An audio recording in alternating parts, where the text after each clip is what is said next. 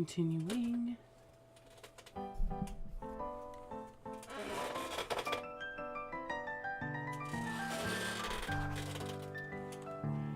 Actually,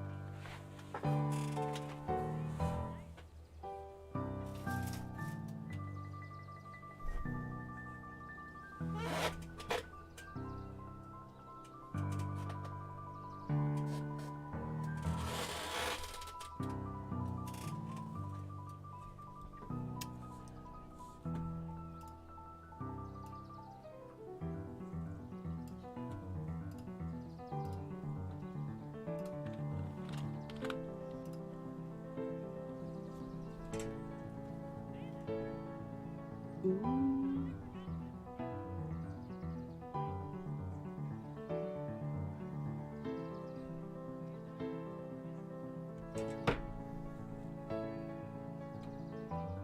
Oh. Ernie bought the sweater.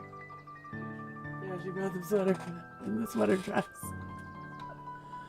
Oh my gosh, I love you too, wifeys. Is that what you told her, or is that what you saw? It's all my notifications in my feed.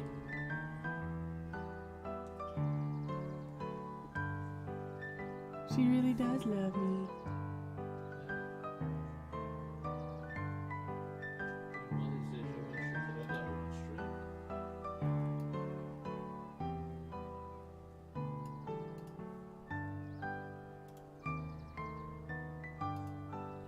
I know how to make a girl feel like crap.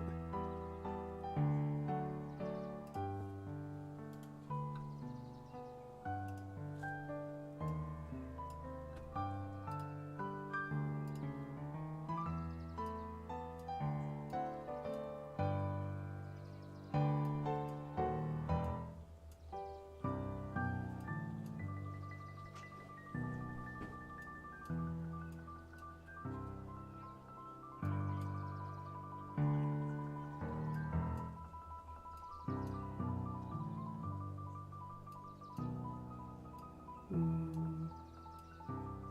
no, no.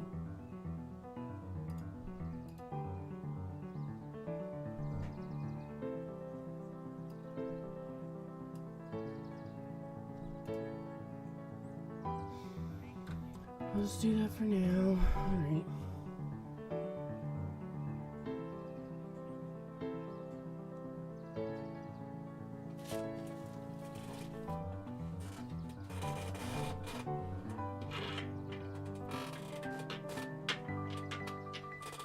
Alrighty, so we'll check this game started. I need to set out a couple notifications.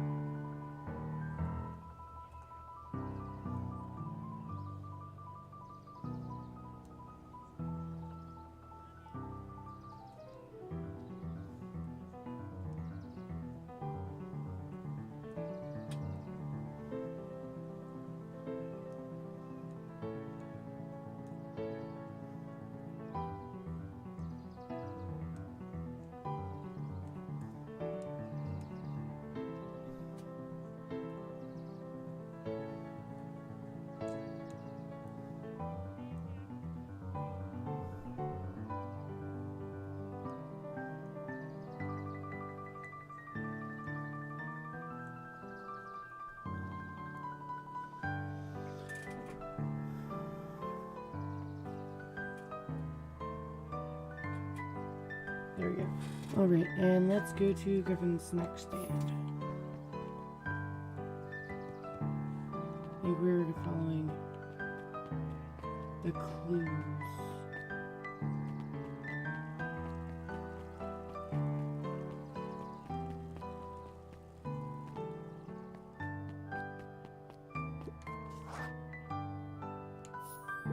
Right, hey Griffin. Before Luca could finish his sentence, Griffin handed him a corn dog. Oh, that's it? Bought and paid for. Enjoy. Thought there was supposed to be a riddle or something. Luca shrugged, taking a sizable Luca bite shrugged, out of the taking a corn sizable dog. bite out of the corn dog. Yuck. It's cold. Oh, yeah, it's been sitting here for a while. Rolo wanted me to be sure to give you that one specifically. Luca tongued at his cheeks, feeling something rough between his teeth. He reached into his mouth and pulled out a slip of paper. Oh, come He shook on. off the bits of corn dog to read the slip. You pick up when you need some pep. Near the fountain, up the step. Luca finished off the remainder of the corn dog. It's getting to be a whole thing.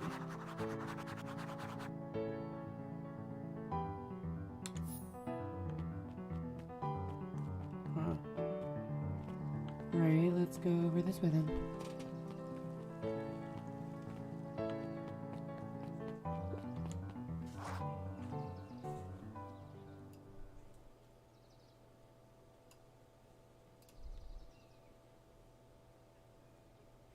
Alright. There you are, Luca. There's no way I'm actually doing this. It's right below my pay grade. Come on, you big stiff. Let the kids have some fun. Fine, but Rolo owes me. Lumi waved his hands around sarcastically as he began. What takes flight but has no wings? Your final task, a friendship brings. So that wasn't so hard. I feel cheapened somehow. I think it's sweet. Hey, how's it going? Can you actually hear me over the game now, finally?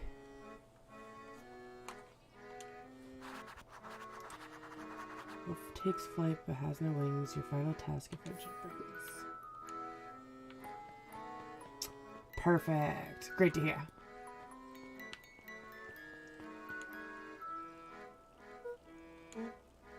Hey, did you find the comic book? Yep. And the corn dog? Yeah. Well then, I know it doesn't make up for what I said, but here, you've earned this. Rolo sheepishly handed Luca the balloons.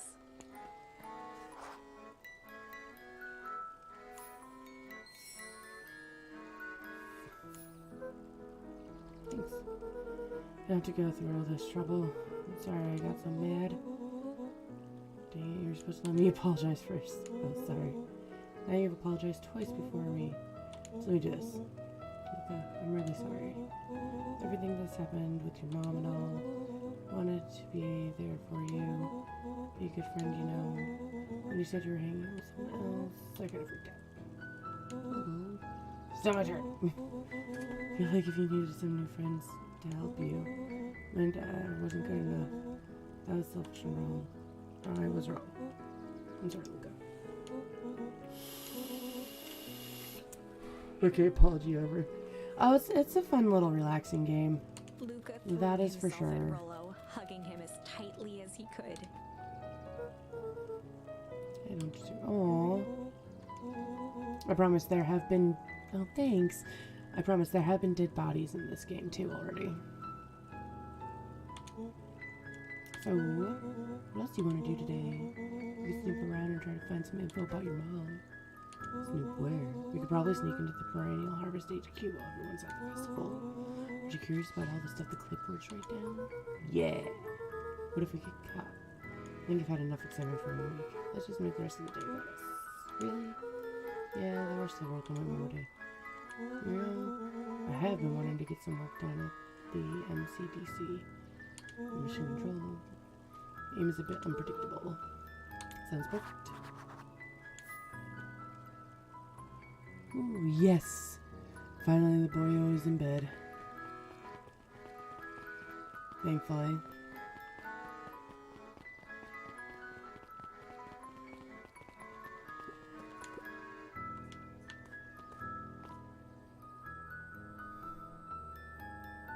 Can't say I blame you. It's always so much fun. It's nice when they finally relax, but then they finally relax and are in bed and end up somehow with like no time. I always feel tired after. Oh, I almost forgot. Ran into your friend this morning. She asked me to give you Rollo this. handed Luca an unopened. I'll wait for you inside if you want to read it now. A letter. Luca, some things are going to happen that might be difficult for you to understand. If I am honest, I hardly understand them myself. But whatever happens, I need you to know that I love you. None of this is fair to you. You have already lost so much. We both have. I wish there was a simpler way forward. But if there is, I haven't thought of it. God knows I've tried. Everything I've done, I did for you. I hope someday you can accept that. Love, Gran. Luca folded the paper into his pocket and headed up the ladder. Oh. So with the letter, anything you want to talk about? Maybe later. Sure, whenever you want. You know, you really didn't have to go to all that trouble just to apologize. I know, but we've been looking forward to the festival for weeks.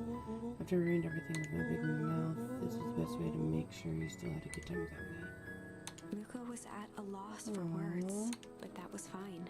Words aren't always necessary. Festival seemed nice. Was it nice? It's so though. Nervous.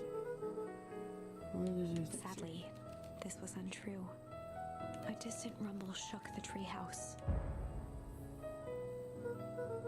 What was that? Man, we missed It fireworks? was not fireworks. It was something the boys couldn't possibly comprehend. Something as old and cruel as time itself.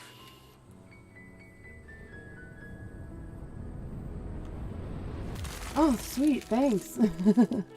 I'm not usually on Twitter all that often, but I figure why not at least get extra publicity out there at least. A shockwave of cold You know, tore through the room.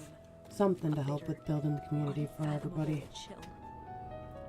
Before they could react, it encased them in ice.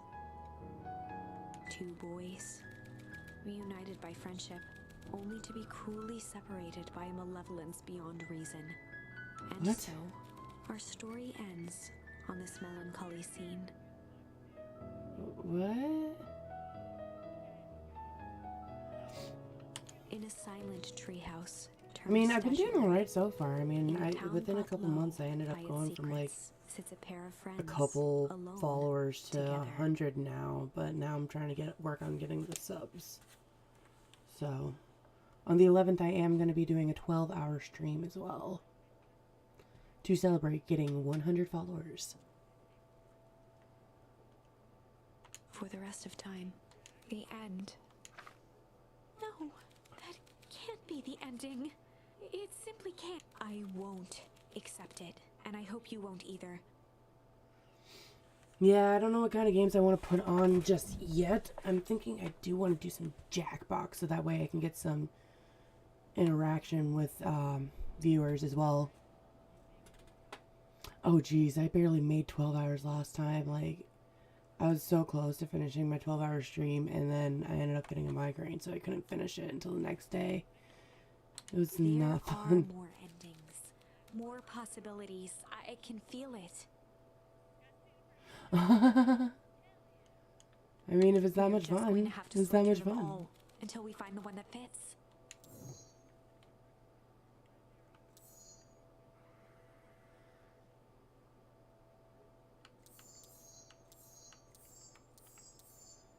Yeah.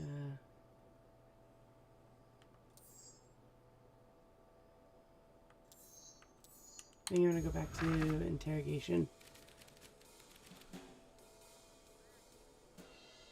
Your kids didn't want you around for Xmas? Why didn't they want you around for Christmas?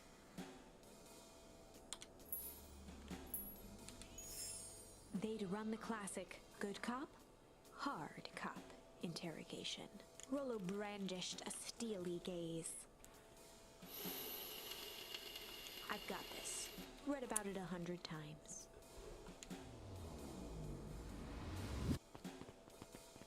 Rollo swaggered past the chair which propped up the slumping Hiram Tolliver. Without even looking at his captive, he began with a long, blustery drawl. Well, Mr. Tolliver. Mr. Tolliver remained motionless. Rollo spun around to face him.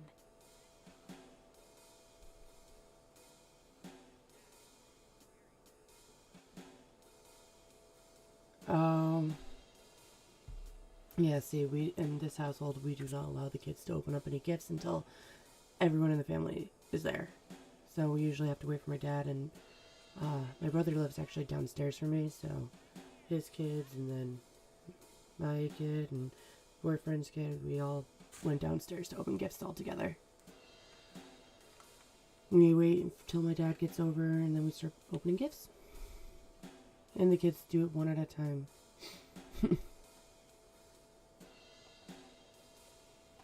And they clean up their own mess, because otherwise, well, no. He'd clearly expected to rouse Mr. Tolliver with his booming voice. It's so much more fun that way, you know? Having everybody involved. Beck and Luca gave each other an unsure glance. Rollo slammed his fist on the table. I said, Mr. Tolliver. It looks like he freaked himself out saying He that. grabbed the table lamp and beamed it onto the unconscious face. Mr. Tolliver groaned and slowly lifted his head.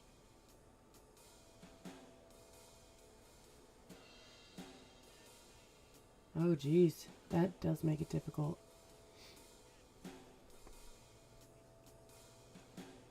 He recoiled with a muddled, weary squint. What in the The world? chair wobbled as he attempted to straighten up.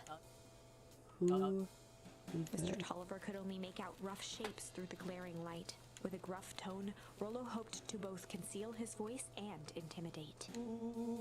I'll be asking the questions here, punk. Now, hold on, let's just calm down. Oh, I am calm as a carrot in dirt. As for you, looks like you're sweating. The doubtful expression on Beck and Luca's faces transformed into awe. You can do this my way, or... Well, let's just say I've never needed another way. Rollo, hitting his stride, was now channeling every detective trope his memory could recall. He slammed the table again. Jeez. On a roll. Now dance. What? I don't Mr. even... Tolliver's voice became desperate. He was nearly in tears. Turn me down, how on earth can I dance? Dance with your mouth, punk. Spill the beans. What are you doing poking around the house? I'm here to help Juniper. Make sure everything's ready. Oh, so you're in cahoots with Gran. Great. Mr. Tolliver was in a daze, now more confused than ever. Gonna help her blow up the festival, huh? Blow up the festival? Good He shook lord. his head, feeling more and more dizzy. No, you've got it all wrong. Where is she now? She's headed to the source. Source? What's the source? His voice faded to a whisper. The town began. Where it all began. What is Operation Sparkplug? With that, Mr. Tolliver passed out cold. Aww. It is. It's a lot of fun. Like, you don't expect... It's, like, so adorable and everything. You expect it to just be a cute little innocent story. And then they throw in, like, dead bodies and shit. And you're like, wait, what the fuck is happening? This was so cute and adorable. But now there's murder. Rollo swung around with a repentant grimace. Damn, roll. Oop. I think you went a little too hard on him. What did he say about the source? It's where the town began? Need more information. Yeah, but better not push Mr. Tolliver any further. Is there anyone else who might know more? What about the History Museum? They just got set up for the History Festival. Now the tent was put up by the Valentines. Everything they do is just a bunch of floof and glorify themselves. Is there anything more reliable? The library. If there's any information about the source thing, Kato can help us find it. Let's go get some answers.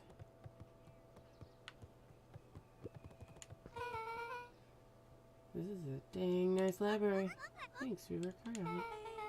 Aren't you young to be a librarian? Oh, Kato hung out here so much, eventually they gave him a set of keys. I just keep an eye on the place for Miss Novak sometimes. I get you working for free? It's quiet and I get access to all the books I can read. I work at a personal limit. Fair enough. What can I do for you all? We need her. I already told you in Rolo, I can't put you any higher on the wait list for the next Hank Atomic. And if you're here with more candy, you know I can't be bought. Call it a personal code of conscience. Actually, we're looking to do some research. Now you're speaking my language. What are you looking for? This thing we sort of don't know. What do you got on the history of the town? There's county record archives. What's in those? Records, stats, paper clippings, stuff like that. Before reading, but they do go all the way back when the town was founded. Great, we'll start there. Chapter 8. Boring. 6 feet under, 3 towns over. The kids spent the rest of the afternoon combing through dusty piles of old county records, desperately searching for anything that could help them make sense of Mr. Tolliver's cryptic utterance. Luca tried to shake the thought of Gran's basement, but his focus wavered. Oh. Explosives, messages hidden in jam, dossiers on various town figures, and a corkboard threaded with photos. Gran was the only family he had left. He still couldn't bring himself to believe the worst. But the old map with the symbol of explosives in town square made that as the sun began to set, the kids were no closer to the truth. Uh-oh. I have to read any more records, my eyeballs are gonna pop. You have to keep digging. If I dig another word, I'm gonna end up in one of those asinine death records. Will Carter lived a full and wonderful life, till he read so much boring crud that his brain oozed out of his Rolo ears. shut his book with an assertive nod.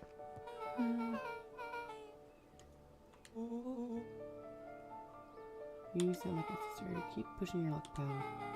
It won't be boring county records that kill you.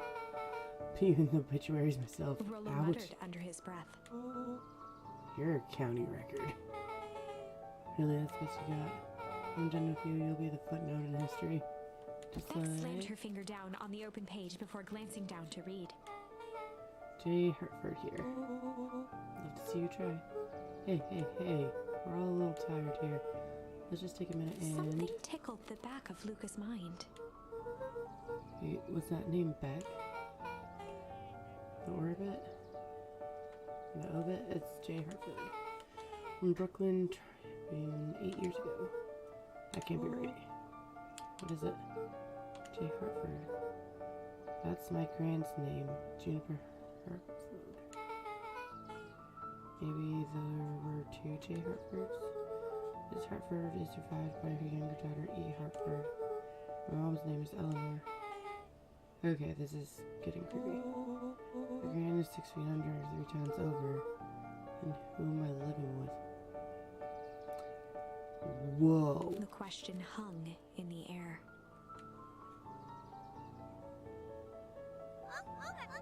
Alright, gang, I gotta close up for the night. Beck rubbed her eyes. How late is it? Almost 10. Oh crap, Papa's gonna kill me. I gotta go. Yeah, my parents will be worried sick. Okay, let's meet up as early as we can at the festival tomorrow. What are you gonna do about the unconscious man in your basement? I'll think of something. What's happening? Luca's heart was pounding as he approached the house. If he was lucky, Gran, or whoever it was, hadn't gotten back yet. And of course, there was Mr. Tolliver tied up and unconscious in the basement. Dealing with him would be the first order of business. Luca shook out his arms to calm his nerves before entering.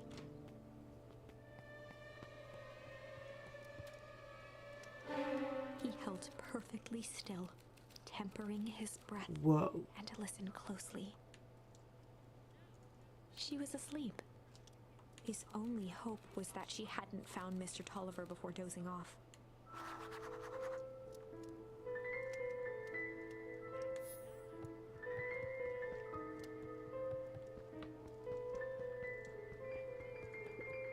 One of his father's old Luca had spent not for years. See if we can find out anything else of use.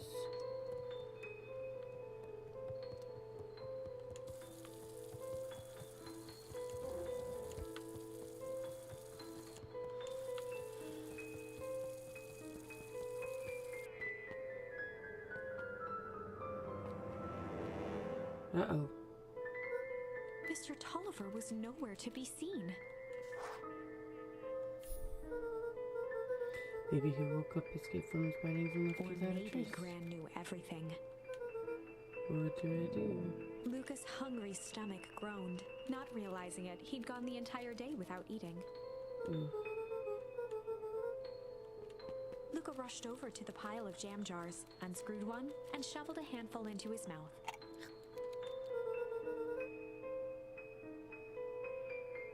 Fraser jam delivery will He be flipped the delayed. lid to read the label.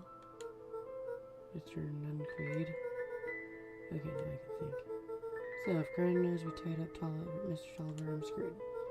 If she doesn't know, then I need to play it cool. Because the only option is to go to bed and act as if nothing is wrong. Gran think Mr. Tolliver finished what he was sent to do and left when he was done. Ooh.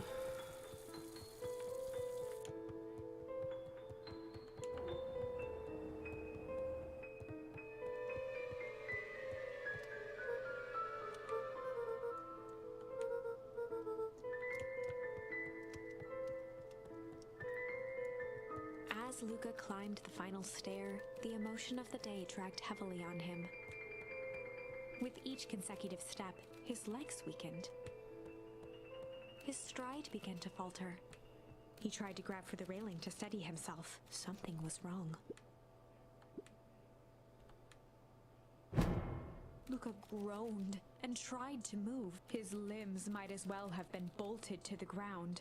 Through numb lips, he mumbled just before falling asleep. The germ. Well, you went to sleep.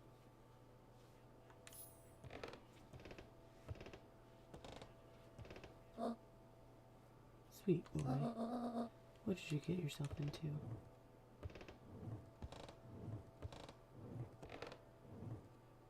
Oh. Rest now, let me handle everything.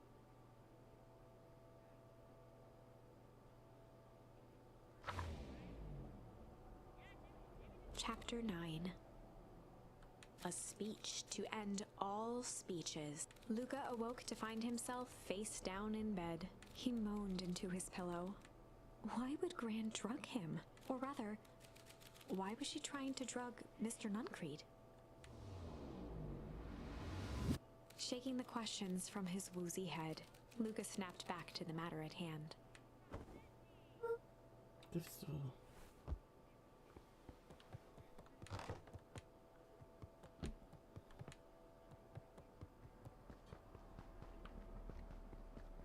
nothing. Okay.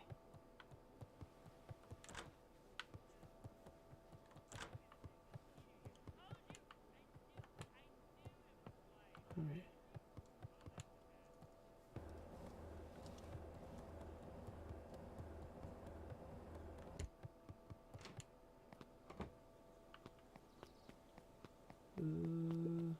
A beginner's guide to gardening.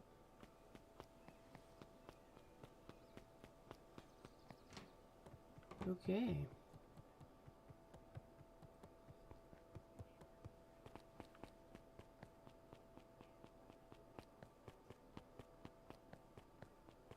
Nothing of use in the basement still.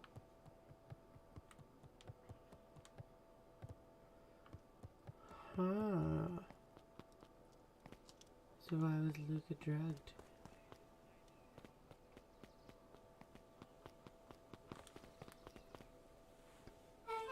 Where have you been? Gran put something in the jam. Yeah, we know. Secret messages for secret conspirators. Not this one. The one intended for Mr. Nuncreed. Put me to sleep. Whoa, Sly Devil.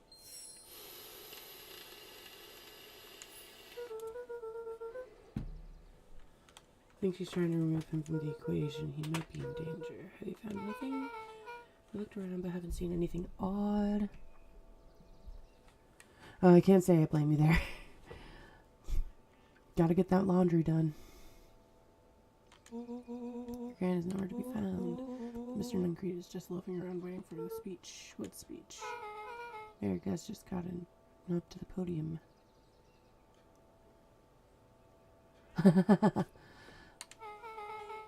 Sorry, I'm not speaking too loud. I don't want to wake my son up. He's just in the other room, so... Everyone is gathering at the stage. Let's get moving.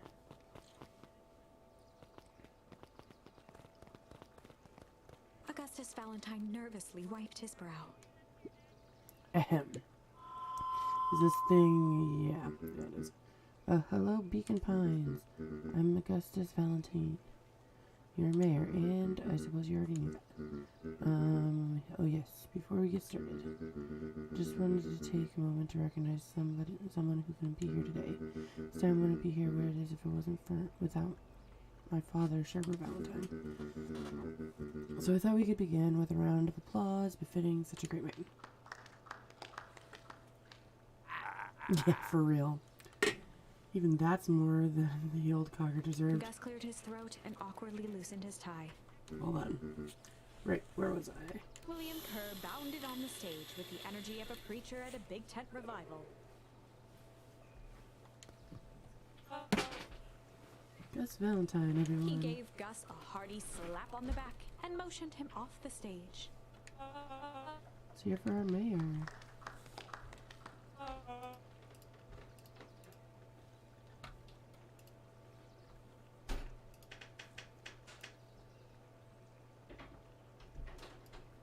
Alright.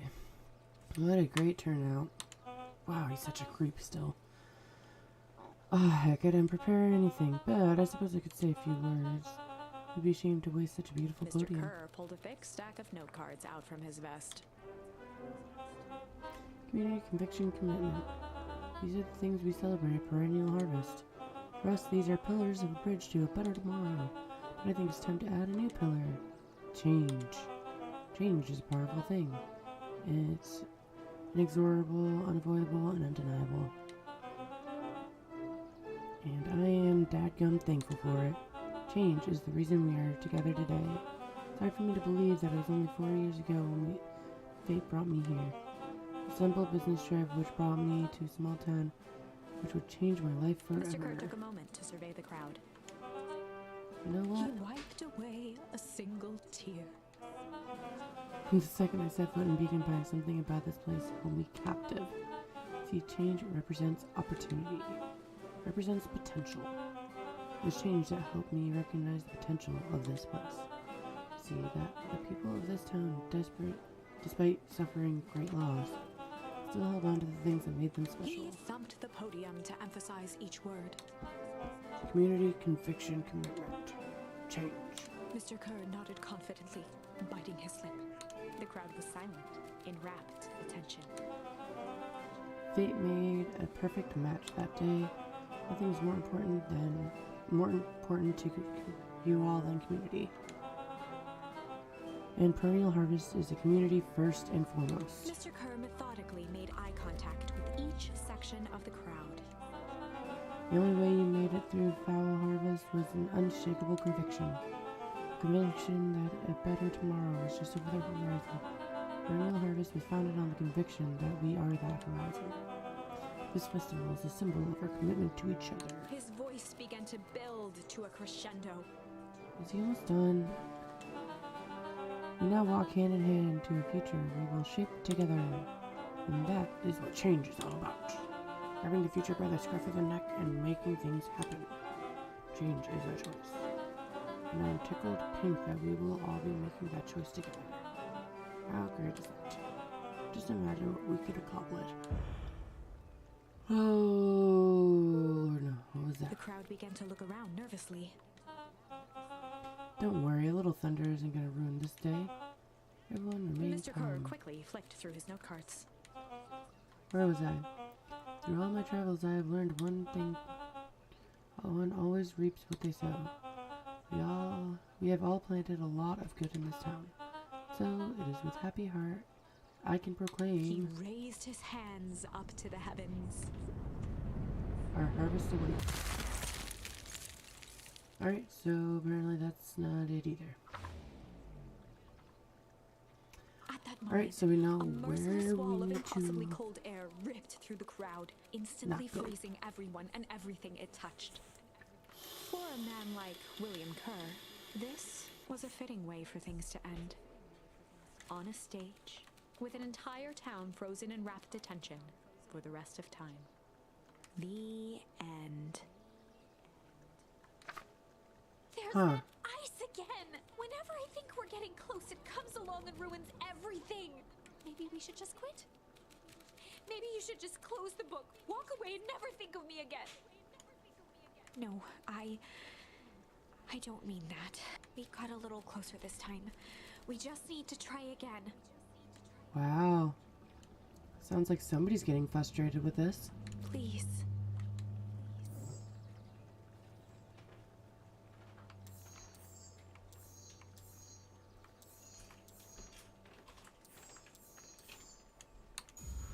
Maybe if we're sly...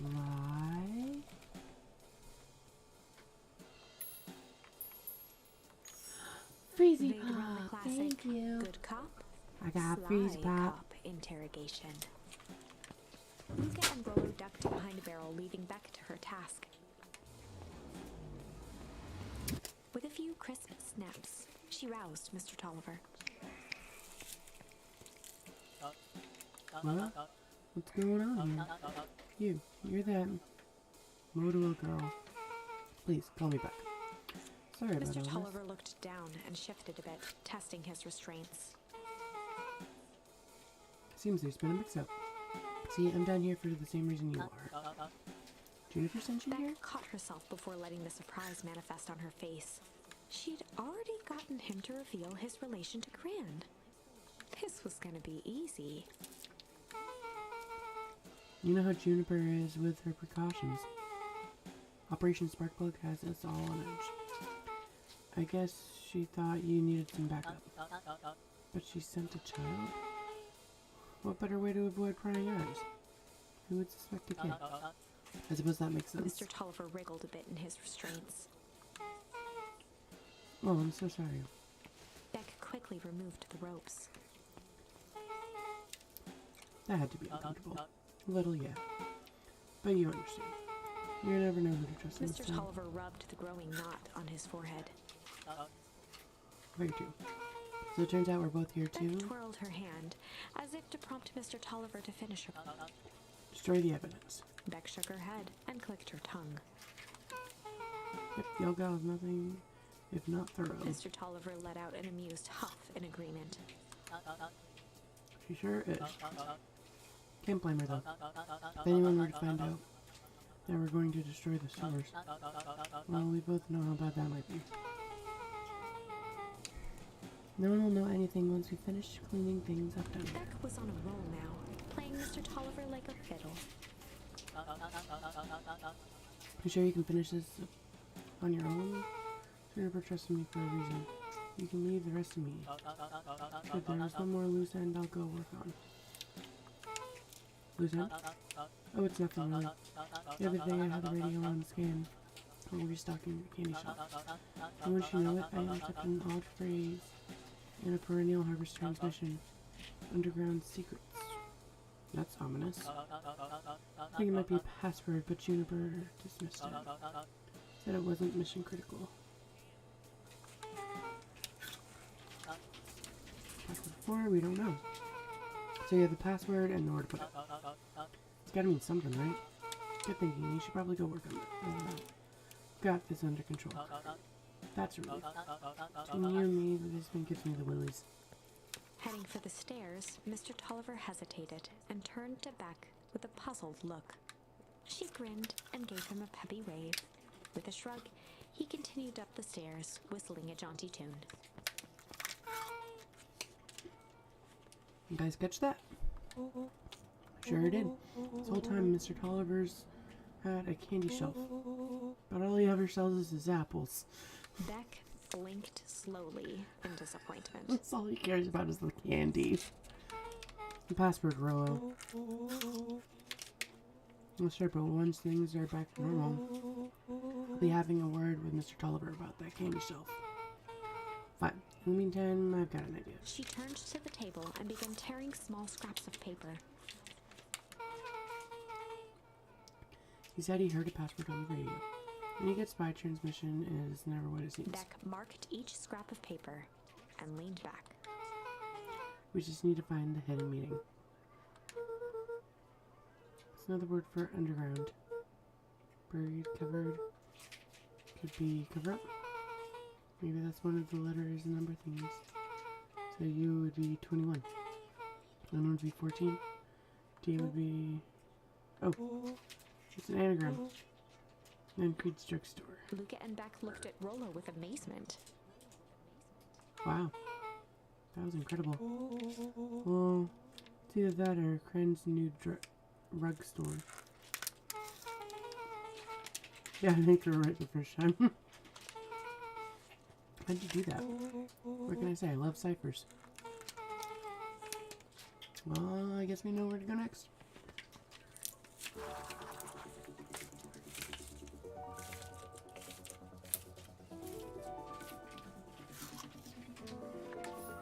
Alright, let's go to the drugstore in the middle of the night.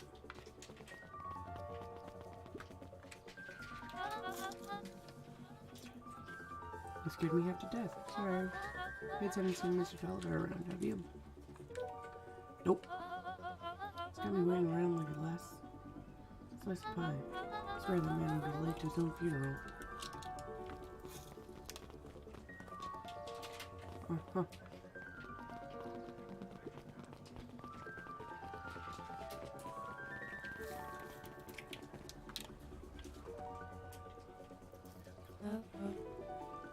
You're late, Augustus.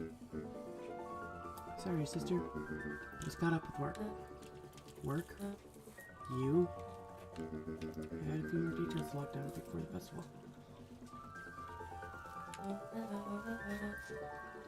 Hello, what do you have to report? What is this Insipid Town Festival really about?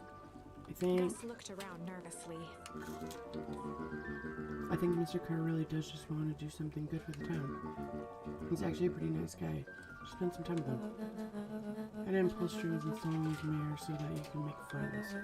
Jobs to help me figure out what current burning waters true intentions are with this town. We have a responsibility. This is our father's town. Was. Excuse me? This was our father's town. He's gone, Pierce, and he isn't coming back. Father left us with nothing but problems. Mr. Kerr came here to help us. We accepted that help. We didn't agree to them turning Father's warehouse into a toxic dumping ground. That is just temporary arrangement.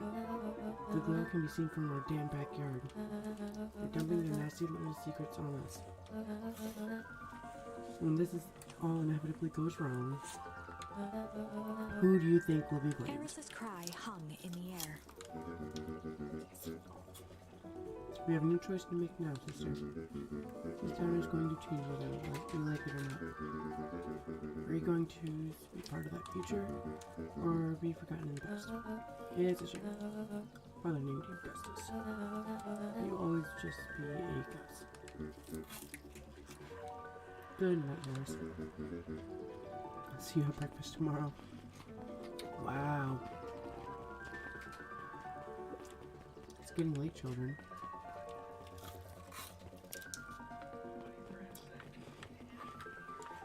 Ooh. What you gotta say now? Knowledge. He spat with a sneer. There exists a gulf between knowing something and being able to do the damn thing about it. I do hate when villains make a good point.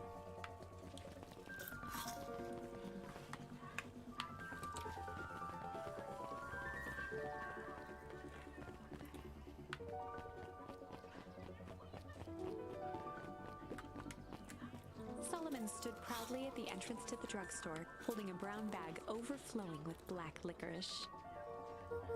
Hey, Solomon. I'm looking for Mr. Mencreed. Is he still in there? I'm afraid no. Where'd you get the candy from? You might say we have an arrangement. Solomon shoveled a surprising amount of licorice into his mouth. Sometimes it's all the small pleasures in life. Though we might not always have a family to rely on. Licorice has never let me down. Aww. I can't say licorice wouldn't be my first choice. But whatever floats your boat. You can tell a lot about a person by the choice of confection. Oh yeah, I guess. I like sourdoughs. I'm certain you do. I always wonder why Mr. Nim kept licorice in stock. You must eat enough of it to make it worthwhile. There are many ways to earn loyalty. For some, it's as easy as cold hard cash.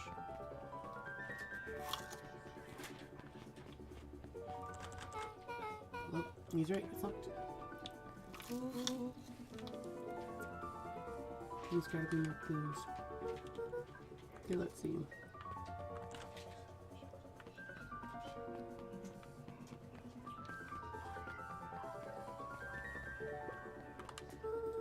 Have you ever seen anyone actually use this thing? Who's dad since you're not grade? No. Beck cupped her hands on the glass to peek at it.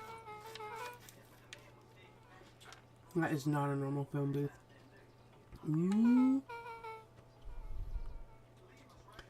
It's got like a blinky keypad. Why would there be a blinky keypad?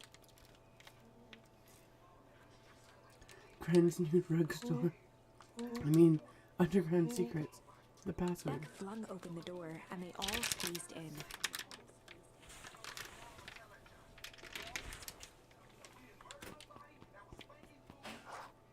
Ooh. Alright, let's see here. Luca cracked his knuckles and entered the letters into the keypad. Underground Secrets. Sounds like that did something. Great, now what? Let's see. The inside of the phone booth dropped loose from its shell. Without even the space to panic, they closed their eyes, held their breath, and accepted their fate. Suddenly, the chaotic descent slowed to an effortless link. It was unclear where they ended up, but at least it was solid. The air was stagnant.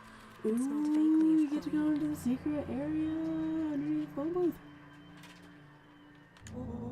I knew it. You know, there's a secret hub full of strange tubes under the phone booth. Of course I did. Didn't I say that? No. I definitely know that.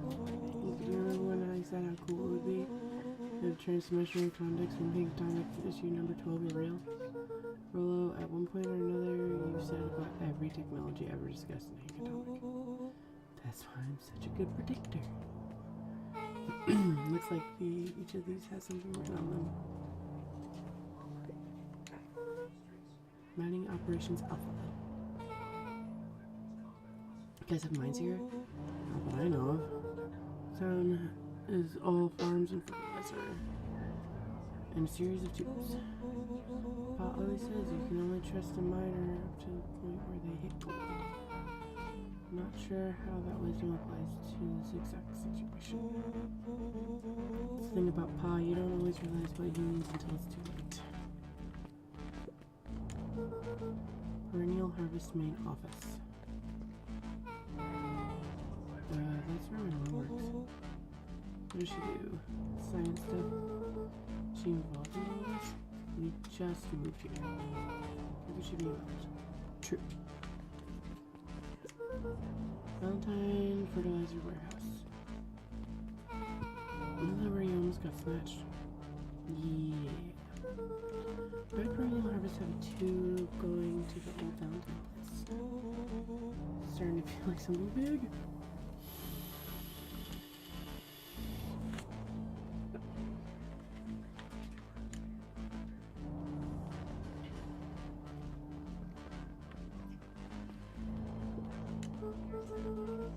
This dude has a broken mask. So we have found a mystery warehouse creeper. We at least found their hazmat suit. It walks like an uncreed and talks like an uncreed. Let's jump to conclusions. Just saying. That's a lot of buttons. stand aside, Earthlings. I've read enough Hank Atomic to know my ways around sci-fi tech. Rollo's hands hovered over the field of blinking buttons. Pearls, okay. Eeny, meeny, miny.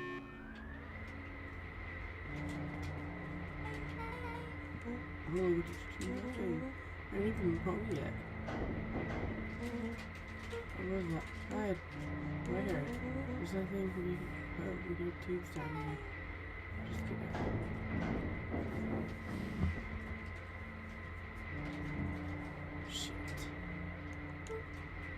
Shit. Oh. Shit. Awesome. You mean awesome? You don't need to come with me now. I ain't going anywhere with you. Until we get some answers. Mr. Underground Secrets. I told them it was an absurd password, but they love anything that makes them feel clever. They who? That's no matter. If I can keep you hidden until after the festival, I may be able to save your skins. I don't care about your skins. Hold on, I like my skin. This all stops now, Nancreed. Joseph waited for a moment in silence. You sound just like him. Walt. You don't get to talk about my dad. You know, your father and I were friends back He before. gestured toward the strange tubes. Just through the stage tubes, all of this. That's all that. It's true. I used to bounce you on my knee. What happened? Same thing that always happens. Reality, complications, life. We were a team, Walt and I. An idealistic doctor and a bright-eyed pharmacist. Both hell-bent on helping folks. So you were a sidekick? No. We were partners. He helped me, he helped the patients, and I helped him. Yep, total psychic. Nancreed let out a growl of a sigh. Luca, I need you to know this. I need someone to know this. One day, Sugar Valentine comes to us. Says he's got an opportunity. He found something he didn't quite understand. And he's willing to pay us both handsomely to help him understand it. And my dad said no. Father and I both believed in helping people. The thing I could never get him to understand was it's a lot easier to help others if you help yourself now and then. Classic sidekick into villain plotline. Walt loved being righteous almost more than he loved his family. He was wrong about one thing though. When he begged me not to take Valentine's offer, he said, Joseph, if a person says yes one time to Sharper Valentine, he'll make sure they keep on saying yes to him until the day he's dead and gone. He shook his head wistfully. Sharper's long gone, but he's still got me saying yes. Is there a point to this sob story? Not really, no. Just an old man trying to delay what needs doing. Nancreed took a menacing step towards the children. I tried to keep you safe. I tried to keep you and Juniper out of this. But you forced me. Luca began to laugh. What? I really don't know. My granny's in what's this? She's been scheming right under your nose. Juniper? Seems like she's planning on crashing the town's party. She's going to disrupt the festival. The color drained from Nancreed's face. How does she know? Apparently she knows a lot of things. But let's just say this isn't the only underground lair we've busted into today. Honestly, hers is way cooler. She's got maps and explosives and bad intentions, big man. Nancreed grabbed Luca by the shoulders. His eyes were frantic. That's creepy. You need to tell me what she's going to do right now. She doesn't understand what she is messing with. Yeah, tell me now she's in danger, boy. I don't know. She had a map mark on the fountain in the town square. The fountain. Well, why A would... jolt of realization struck Mr. Nancreed. She knows about the source? What the heck is the source? If she tries to destroy the source, it could cataclysm and, dear God, she's going to freeze us all.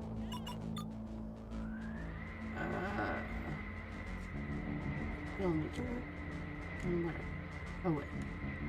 Far away from the stars you can get. Head west and don't look back. That did not go how I expected. So we're totally following him, right? Totally. So we don't know what they say. Surprise, Rolo actually went up there first. Alright. I love this town. Interesting little town, that's for Chapter damn sure. 8. The cold, hard truth. Beck leapt up, allowing the suction to yank her into the dark. Dimness eclipsed around her like the shutter of a camera as she seemed to cover great distance in mere moments.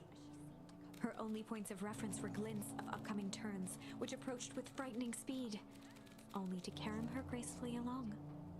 She heard the tinny, distant echoes of Rolo's glee. Once she stopped fighting against it, the ride was impossibly smooth.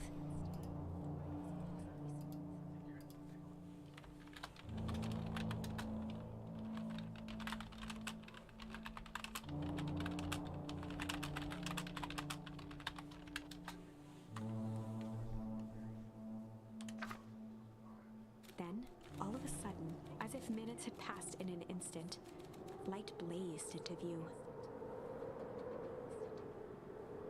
A burst of wintry air snuffed across her face, and she was flung out into the cold.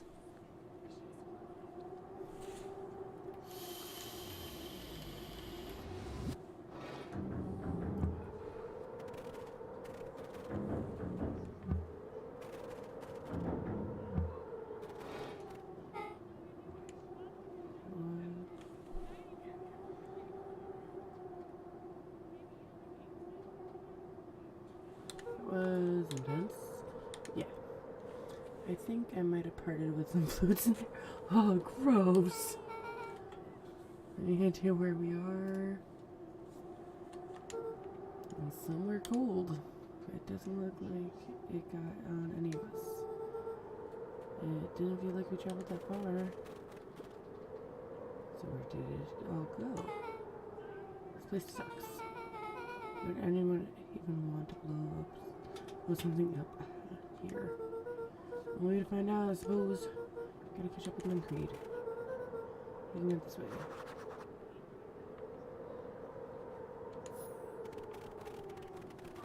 Is this a town? It's gotta be where the trees were. His dad's buried.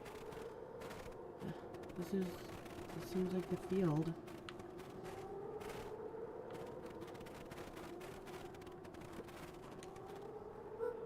This looks familiar, yeah. But we can clear off the snow. No time, Nuncreed's getting away.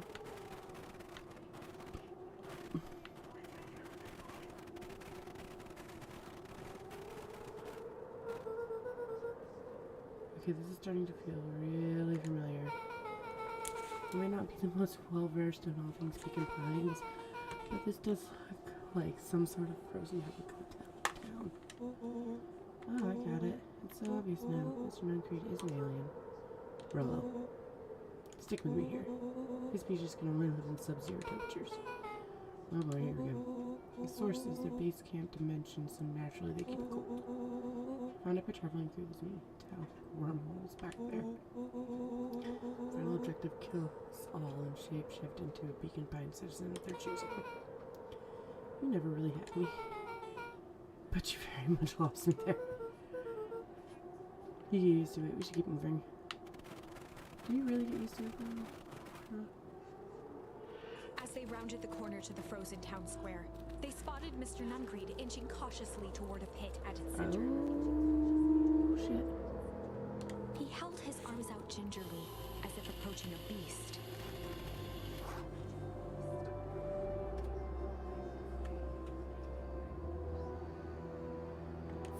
Upon closing the distance, Luca recognized what Nuncreed was after. Gran stood confidently at the edge, one arm outstretched over the abyss. Nearby, a wheelbarrow had been emptied out. She held a lit torch, which flickered in the bitter wind. Oh. Jennifer, I don't know what you think you're doing, but I assure you this is not going to solve anything. If you drop that, you doom this whole town. Oh, it wasn't me who doomed this town. I've been watching you, Joseph. I know what you've done. You and your co-conspirators. Gran? What's happening? Okay, you and your friends need to leave right this moment. Mr. Nuncreed turned back toward the kids, desperation in his eyes. Listen to your grandma, Luca. Between me and Jennifer. Rowanbach held steadfast in awe. Luca approached closer. Mr. Nuncreed spun back toward Gran, his voice growing louder. You've cut it all wrong, Jennifer. Stand over that torch, and you don't understand what you're doing.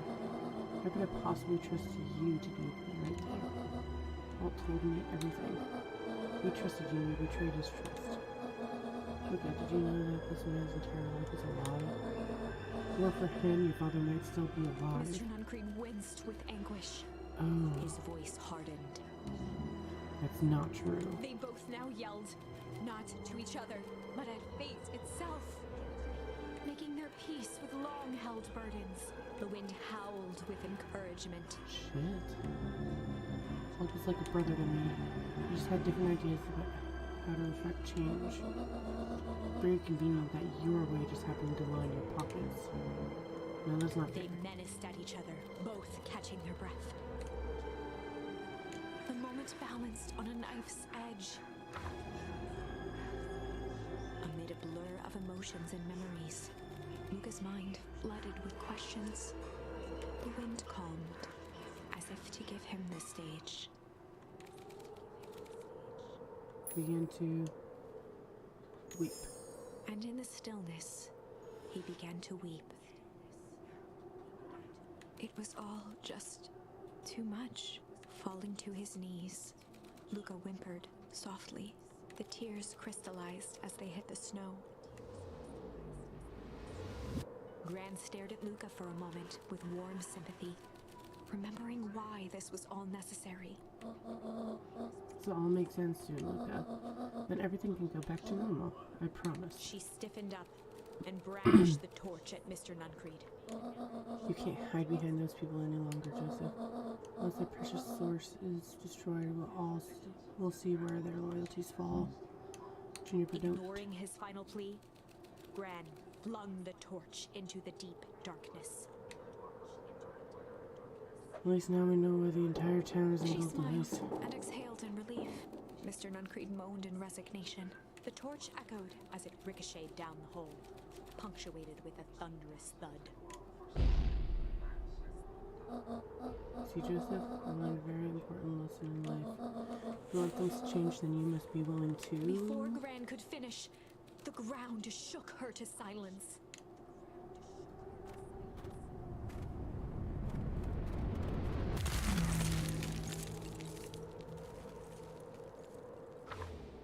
Huh. Gran only had time to spin around and run to Luca.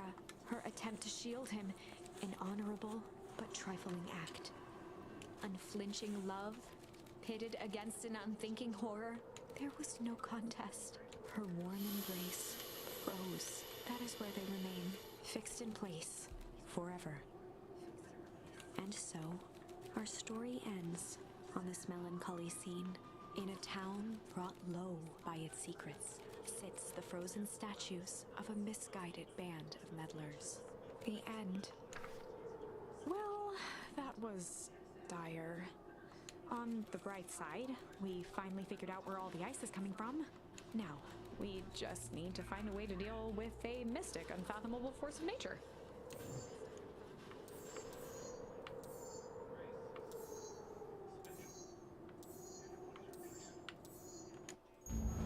That's good. Biggest nightmare says you caught in a trap. What do you do when there's no hope? Iggy wiped his cheeks with his sleeve. What are you gonna do, Luca? Luca drew himself up and decided to take the only option he had left. Fight or flight. Luca drew himself up and decided to take the only option they had left. He squinted down the barrel of the mission control defense cannon, aiming it through an opening in the dense tree branches.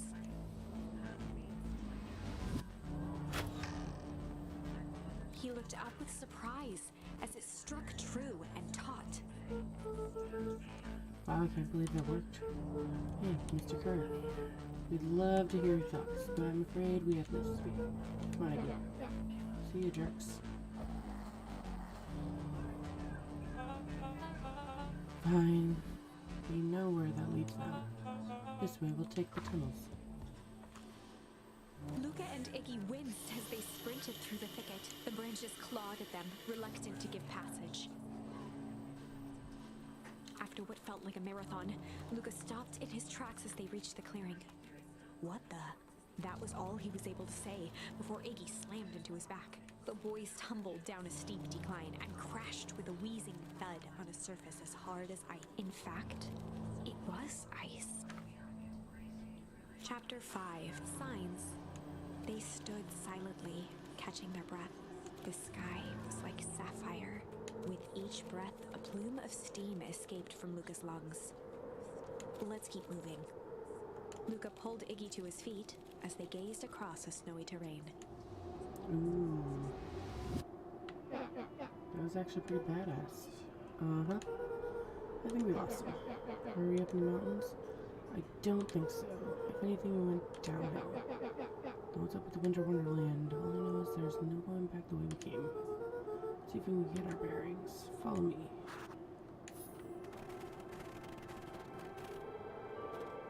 Oh, what's the readout? Sun just above 258 Kelvin. That's down a bit from last time. Should we report this to Mr. Carter? Still within safe ranges. It might be spreading, but it's under control for now. Even a small nudge in the equilibrium could cause a cascade. Dude, relax. Just a few more sites to hit before we punch out. Let's get this over with.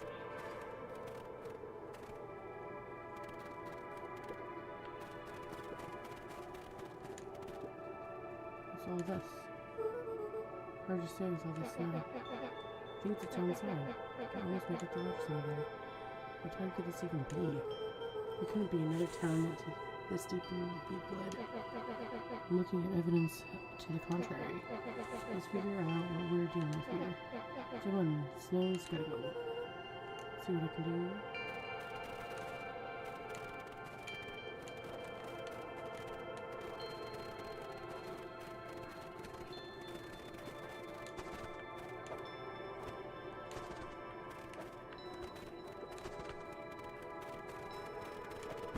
There we go. The boys stared in disbelief at the sign that now clearly read, "Welcome to Beacon Pines." What is it? Like, what's going on? This doesn't make any sense. We're in Beacon Pines. How's that possible? We ran away from town. How did we get back here? I guess we got turned around? Where'd all the snow come from? Well, it's been colder than normal lately. It's a pretty big difference between splitter weather and this Arctic hellscape. What have we fought at before? It was cold too. Maybe all of it leads to one source. I think it's related? What the hell's going on? We're gonna get you some answers. Let's keep moving.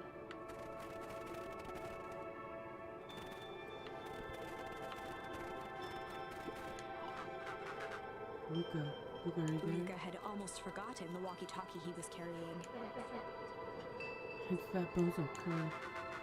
Hope nothing bad has happened to you in the woods. Luca looked at Iggy with hesitation. No need to be rude. With a resigned sigh, Luca responded. Seems like the only dangerous thing in the woods is you. He speaks, the young man of the hour. Now, how in tarnation did you end up on one of our radios? Just like niggas. Oh! Thank you for the raid, Midori!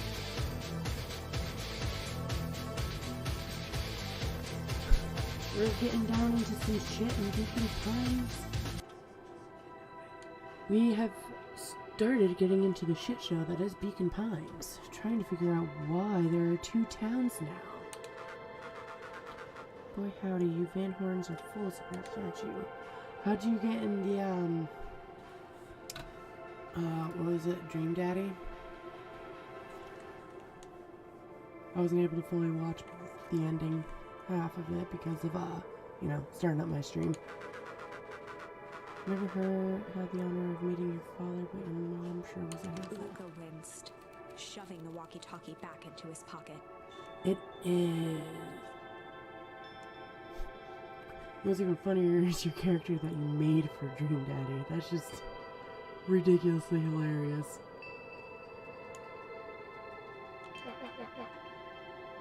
Sweet. I can't wait to see more of it tomorrow. Gotta keep moving. Stuff look familiar to you? It looks like a barrel under the corner. Should have mean to, yeah.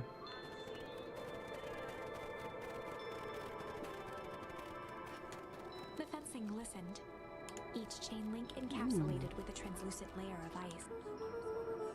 Looks like the stuff they put up around Wheatwood. The stuff we put up. I don't know. It's all frozen. Looking down at the frozen stream, Went from Luca a could faintly see a normal school of town minnows in the middle encased of in the the ice. fall to literally a frozen winterland. Whatever happened here, it happened fast. Just didn't even have time to run. Or, you know, swim run. The crunching of footsteps trailing Luca went hush. He looked back to see Iggy's face twisted with confusion. Everyone's gone. What? There's nothing here but more snow. There must be an explanation for all of this. You have to keep looking. You can look all you want. Like what? Iggy, we have to keep going. You don't get it, do you? This is one of your pathetic Hankatonic stories. We aren't going to save the day. We aren't even going to save ourselves. My face is mailed. The town is destroyed. Everyone we have ever known is gone. We don't know that. You can't just quit. Do whatever you want. I'm done. Iggy, it's gonna be okay.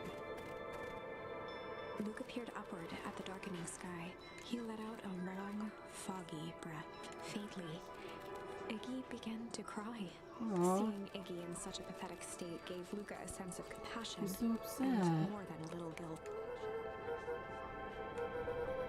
Probably not a great idea to stumble around in the dark anyway. Luca allowed himself to collapse next to Iggy. Just rest The for a boys bit. huddled together for warmth and comfort. If not for exhaustion, their minds would be racing, trying to make sense of the events of the day. As it was, all they had energy for was to sit in silence, numb. How numb are they gonna get? Is everything gonna turn into friggin' frozen wasteland again? Where the snow covered everything over, it's kind of calming. Yeah. I haven't had time to say it, but thanks. Huh? You're getting us away from those creeps. I sort of froze up back there. Iggy, I should be the one apologizing. This happened because I lost my temper. No, that's bad hockey. First of all, you didn't know what that gun could do. You didn't, right? Of course not. And second, stop with this baloney about losing your temper. I did lose my temper. Iggy motioned sarcastically to his half-deformed face. Obviously. But that's exactly what you should have done. Huh? I was being a horse's ass. Wow. You're supposed to be a horse's ass in response. That's how it works. Iggy, I'm having a hard time following. You wanted me to fight you. Of course. Jeez, you goody-goody types take forever to understand the basic point. Why would you go around saying cruel things trying to get into Iggy fights? shrugged. It's something to do. You're an asshole because you're bored. Sometimes you just feel empty. You don't understand. You know, we're always having a blast together. Laughing and calling that dinky little treehouse mission control. Iggy now wept openly. Perfect little Luca Van Horn. With his perfect little life. My life is not perfect. Everyone in town likes you. Not everybody. Oh, that new girl hasn't even unpacked yet, and even she already likes you. You have Tish. He wiped his nose with a sleeve. I love Tish. Tish is great. But she ain't exactly the world's greatest conversationalist, you know? Luca gave a warm chuckle. I get that impression. Iggy cleared his throat as he wiped his eyes. Oh, must be raining out here. Thank you for the alert, Midori. Oh, it'd work better if I probably put up my chatbot, huh?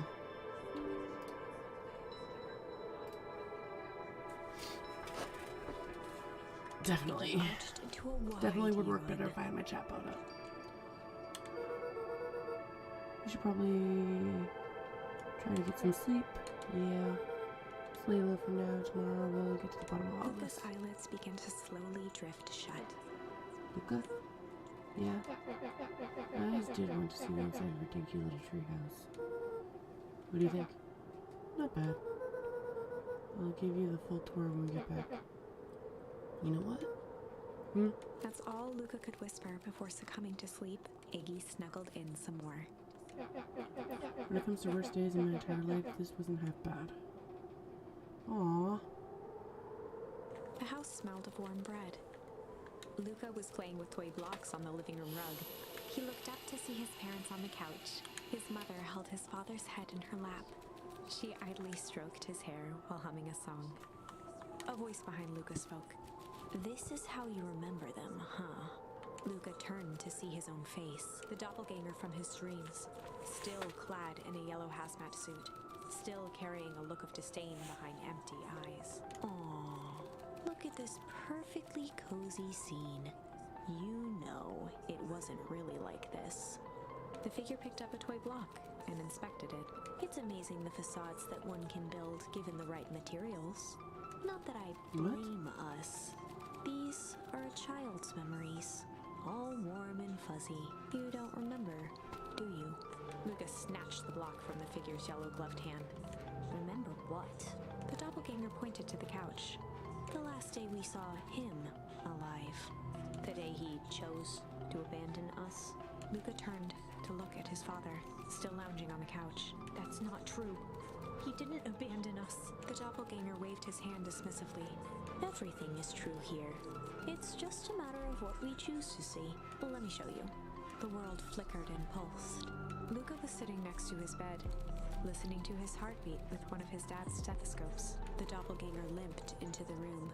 No, we both know that's not how this went. He grabbed Luca's hand and guided the stethoscope to the floor. Luca heard muffled shouting, brought close by the stethoscope. It was his parents, fighting. Do you remember what we did next? Luca gave a slow nod and crept down the hall to peek through the banister. He could see the outline of his mother at the bottom of the stairs. Damn it, Walt. We can't afford to get involved in this. She was scared. His father stepped forward. What am I supposed to do? Just watch? There's a sickness in this town, and we both know who's behind it. I swore an oath to help people. I won't turn my back on them. Luca's mother grabbed Walt. She was crying, pleading. I can't lose you. Walt calmly This is an removed Eleanor's intense hand from his dream. shoulder. What's right is right, and what's wrong is wrong. I could never live with myself if I let Sharper get away with this. Eleanor raised her voice. Spare me your bullshit platitudes. What about our son? Luca flinched, dropping the stethoscope down the stairs. Walt turned with a panicked smile. Luca, is that you, buddy? With tears in his eyes, Luca descended the stairs. Mom? Dad? What's going on? Walt dropped to a knee to meet Luca eye to eye. Nothing, buckaroo. Your mom and I just got a little overexcited is all. Luca placed the stethoscope against his father's chest. His heart was racing. It sounded like you were going somewhere? Walt gently removed the device from Luca's ears. Listen to me, Luca. I have some business to take care of. I'll be back in time to tuck you in. Luca hugged his father tightly. Promise? Walt stood up and walked to the door. He glanced over his shoulder. I promise. With a wink and a grin, he put on his hat and strode out into the evening sun. A figure approached soundlessly from the foggy snowfall. It stood above them, lingering in contemplation. Slowly raising one hand above Iggy, it snapped out 2 brisk raps on his head. From a deep slumber, Iggy sprang up defensively. Get your hands off Whether me. it was the calming presence or the recognition that he was not in danger, Iggy felt his clenched fists lower. What do you think you're doing? Luca looked up, gradually remembering his whereabouts. The figure exhaled a cloud of warm vapor. You two certainly have caused a lot of commotion. What's that supposed to mean? Take it easy, Iggy. You were asleep, minding your own business. You're the one running around knocking on people's heads. I'm sorry if I hurt you, Iggy. You didn't hurt nobody. Anybody. Huh? Oh, I see. Think you're better than me? You... When it came to complete strangers, Iggy had trouble cobbling together an insult. You big-headed, scarfy-necked furball. Mm-hmm. Okay, let's lower the temperature a bit here. Interesting choice of words. I mean, let's just all calm down. Who are you? A friend. An observer. A hitchhiker on the infinite expanse of possibility. Great, how about a name? If you must call me something, you can call me Nat. Iggy huffed with gratification. I bet you make like a gnat and buzz off. Very well. Nat began to turn away indifferently. Wait, do you live here? You might say that. Do you know where we are? You may also say that. Well, we just want to find a safe way out of here. Will you help us or not? Before knowing how to leave, you must know where they are. Alright, that does it. I don't know about you, but I'm getting out of here one way or another. Iggy turned sharply and began to stomp off. It's snowing. Wait, it's snowing where you are or in the game?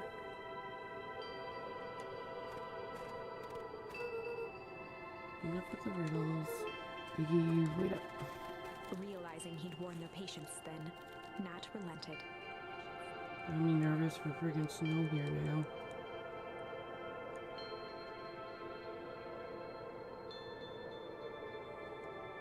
Nope, no snow. Till Monday evening.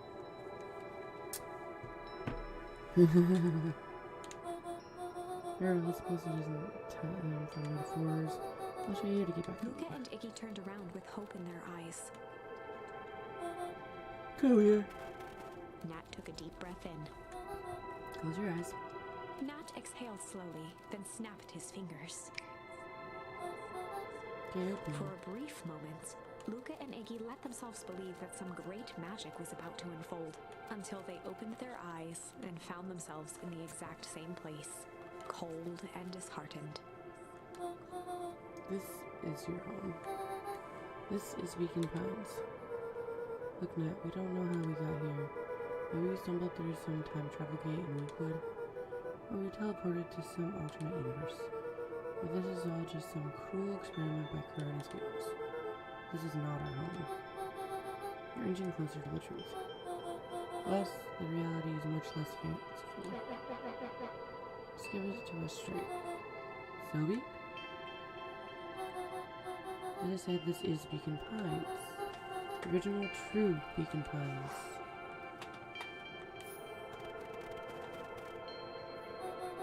We both grew up here.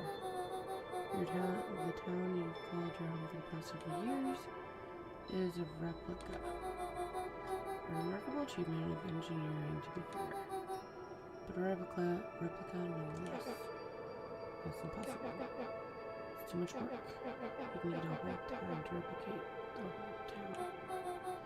Indeed, to pull off such a feat would require immense labor and power. That which could be moved would be moved. That which could not would require a precise duplicate. We would have noticed. Someone would have noticed. You think so, unless the auditing was impeccable. Mind-numbing attention to detail. As for the innumerable trivialities which complete the tapestry, well, you can leave that to the miraculous thing we call brain. It is a real aversion to discontinuity and revulsion even. Brain has a wonderful way of smoothing out the rough edges, keeping us sane. So you're saying that someone made an entirely new town, moved us all, and no one knows. Precisely. But why? Why is the one question that can never be answered with certainty. The best one can do to uncover... Nat narrowed his eyes, furrowed his brow, and uttered, the source. Why'd you say the source like that? Why indeed? Luca began to laugh uncomfortably. It's all ridiculous. There's no way they He could. looked down at his feet. His eyes started back and forth in contemplation. With a sudden pain, a thought struck him. If this really is home. Oh goodness. He sprinted off into the pale distance. As Iggy turned to follow, Nat called out. Iggy, it's not too late to turn back.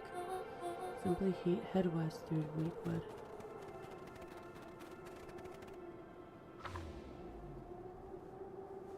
Chapter 6. The Source. Nat expressed his sympathy with a shrug and sauntered off as unassumingly as he'd arrived. He'd given Luca and Iggy what they needed, and nothing more. Whoa. As What Luca is going sprinted on? across the snow, the events of the past few days became clearer, pieces to a larger puzzle. It's a pretty big Rollo puzzle. said he was underground somewhere, captured. Mr. Kerr tried to cover it up with lies. The clipboards were hell-bent on capturing Iggy. It all seemed to point to Perennial Harvest, but right now, there was one thing that Luca needed to know. Luca stopped dead in his tracks. The tree was gone, uprooted and moved, leaving a raw gash in the earth. He dropped to his knees and dug wildly at the cold snow. His numb hands hit something hard. A headstone. A dry whisper escaped Luca's lips. You're here. All this time I thought I was visiting you, but you've been here alone in the snow. It's so depressing. You ruined your favorite spot in the world. Our favorite spot in the world. Dad, what do I do? There was no reply. Just snow-covered silence. Why'd you give me the slip like that?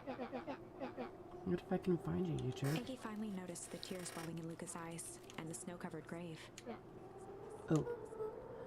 Iggy, they stole this tree, Iggy. Yikes. Suddenly, they heard the crunch of approaching footsteps in the snow. Gotta hide. 259k. Fall off distance still good. Dude, did you hear me? I said 259. Sorry. You ever think about what we did here? We saved a whole town of people. Doesn't feel like it sometimes. What about everything we left behind? That's the grave of someone with a family. People who love them will never know the truth. The truth is overrated. He bent down to scoop up a snowball and lobbed it playfully. Hey, don't be such a downer, dude. We took this job to change the world. Yeah, come on. It's almost lunchtime. Weirdo. Sitting there just dancing along. Here thought I was a jerk. These dinguses are out here literally dancing on graves. Luca stuttered through heaving sobs. Thought I was visiting him. Thought he was with me. Not gonna lie, that's a bad break. Here's some Iggy advice. gave Luca a solid smack on the back of his head. Hey, who's any of this helping? What? Sitting here in the snow crying like some pushover. Who are you helping? Iggy, look what they did. They lied to everyone. Blah, blah, blah. Luke Van Horn, you're a lot of things, but you ain't no pushover. What did I tell you before?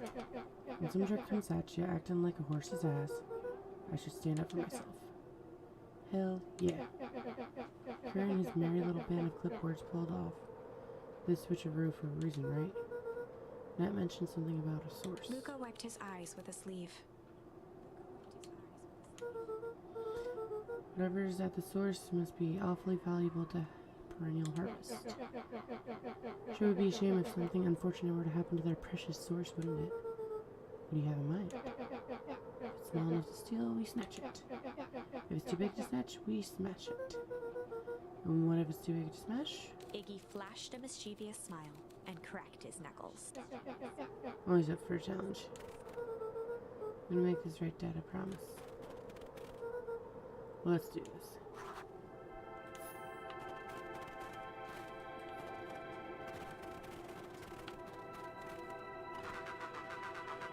It can get awful cold out there in the woods, Luca. Probably best you two stay put and conserve your energy. Help's on the way. Where's Rollo? Where's my mom? Did you kill her? Oh heavens no, do I seem like a killer to you? Iggy and Luca shared a skeptical look. I mean... Well, do I? Oh shucks, no, that hurts my feelings. Screw that guy.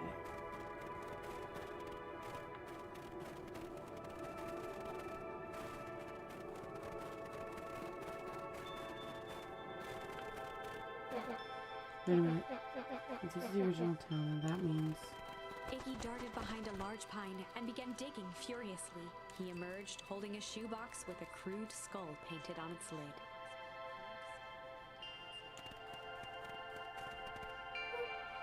What's that? Long story. So a few years back, I came into possession of some premium grade fireworks.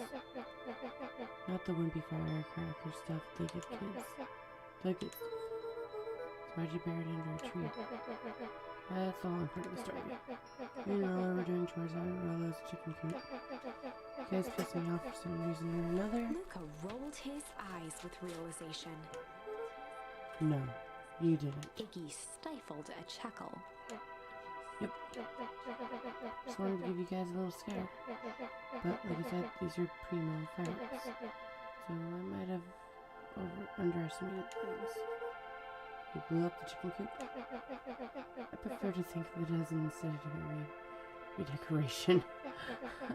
Sorry, but you should have seen the looks on your faces. Rollo got grounded for months, which is why I needed to stash the evidence and lay them low. So I buried them under that tree. But when I came back for them later, they were gone. I figured some grown-up found them and tossed them. Iggy triumphantly raised the shoebox. Turns out, it wasn't the fireworks that got me. It was us. Unbelievable. Let's go blow some shit up. Do you think this is a game? Newsflash, boyo. You're not a hero. You're a little brat who's in way over his head. A hero is just someone who refuses to give up. Comics these days are rotting children's brains. Everyone thinks they're a spaceman superhero. I was always partial to Hank Atomic myself. That said, do you really think you have a chance against us? You have no idea how powerful we are. Prepare for a blast-off, loser.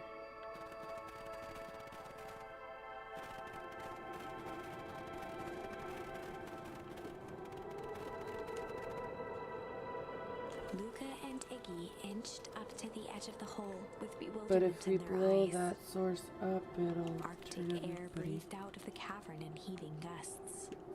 Echo, echo, echo. Whoa. See why they wanted to move us all out of town now. But why would they dig a giant hole? I think this is it. This is the source. It's a dang hole. How do we smash a hole? Oh. Oh, it's much more than that, my young little friend. Kerr. Where's Rollo? I wasn't lying before. He's safe. Well, safer than you two, at least. Drat it, that's cold. You just had to drag me all the way out here, didn't you? Mr. Kerr gazed down the abyss in contemplation. It's really something, isn't it? What did you do to our town? What is all of this? Well, that's a doozy of question. This is the source where they collect the unrefined... Kerr scratched the back of his head. Honestly, boys, I don't understand any of this as well enough to explain it. The fact of the matter is, I'm not paid to know.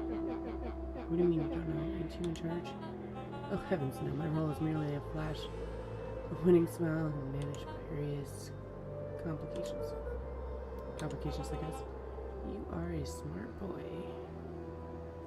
It is cute, but let me tell you, there's a whole lot of shit going down. Like, there's dead bodies, a bunch of biohazard that turned Iggy into, like, the mutant freak that he's trying to hide underneath his hood. Well, actually, that's Luca's jacket that he was trying to hide under. It's kind of crazy. Just found out that, you know, the town is actually, that they live in and know is actually a duplicate of the original town. His face contorted into a saccharine grin. Really is nothing personal. It's all cute, no crazy. Especially when they sit there and keep saying shit. They say shit a lot. It's really nothing personal. Some people are destined to strive for greatness, and others are simply obstacles along the way. Seems like you were destined to be a creepy lackey. Point is that we all play a part in life. Mine just happened to be a lead in the role of a lifetime, and you happen to be extras ready for your curtain call. Rude. We aren't giving up without a fight. Your smile's not going to be so winning after we're done with you. Boys, there's no need for melodrama.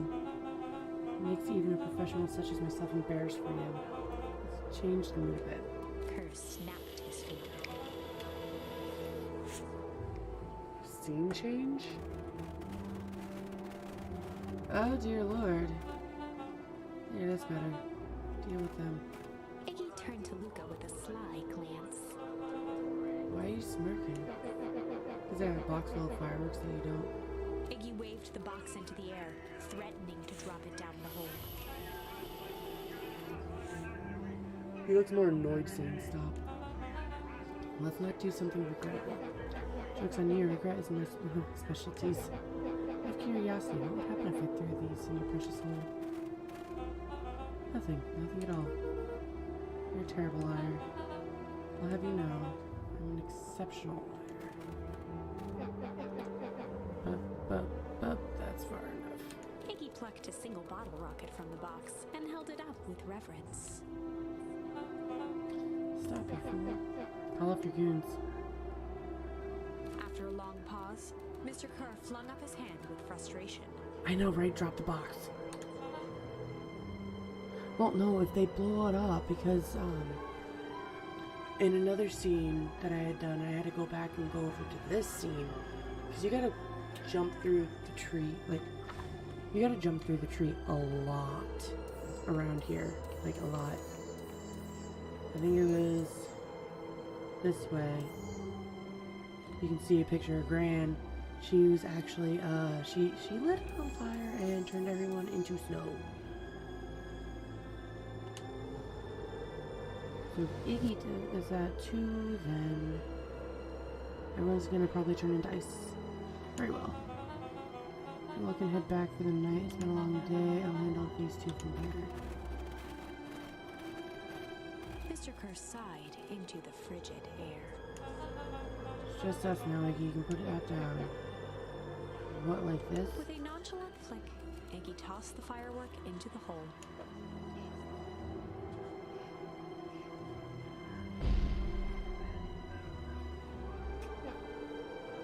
Oh. He does not. I love the look on Kerr's face. Everything's fine. It's fine. With a Whoa. growl, Kerr leapt at Iggy, crashing through Luca. Damn. Iggy tried to twist away, but in the struggle they both tumbled over the side. Luca dove forward, bracing Iggy's hand just before it slipped. His grip was made precarious by the cold, wet snow. He could see Kerr further down, clinging to Iggy's coat. You reckless child, what have you done? He's so frantic. Luca, listen to me. Hold on tight and use the walkie-talkie to call them back. What channel do I use? It doesn't make a damn difference. They're always listening. If you do that, the clippers will just follow us up and snag us both. The only way to get out of this is if Kerr's out of the picture. Just let go and save yourself. If he lets go, we both die. I don't want to die, but seeing the look in your face almost makes it worth it. Wow. Iggy really gives zero fucks. Mr. Kerr, you've had a long life. Why don't you actually do something selfless and just let go? Mr. Kerr gasped with insult. Long life? I'll have you know I can still play 25. You should have heard me sing perfect song. With a wild look in his eye, Mr. Kerr began to hum a proud melody. Dum. He's losing his shit and Iggy just gives zero fucks. Dum-dum-dum-dum. Wow, can you believe this guy? Luca's hand began to cramp. His voice began to crack. No can do. If you want to save your friend, you'll have to save me too. Look at me. It's okay. Luca felt Iggy loosen his grasp. You aren't gonna kill your friend like that, are you? Every muscle in Luca's body burned. I'm not his friend. Yes, you are. No, I'm just a no good buddy. Like you, Kurt. You know, Luca felt his hand slipping. I told you what you need to do with bullies. You can't. It's the only way out of this mess. Two birds with one stone. Makes sense for us to fall together. Rackadoos travel in packs. A calm settled over Iggy's face. He just gives absolutely, that's kind of cool. Look, let me do Iggy's voice was colder than the bitter air billowing from the chasm. Let me do the right thing first.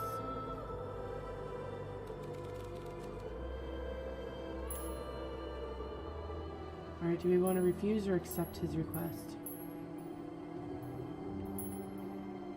Let him drop or try to keep holding on? What are we thinking? Drop him? Alright.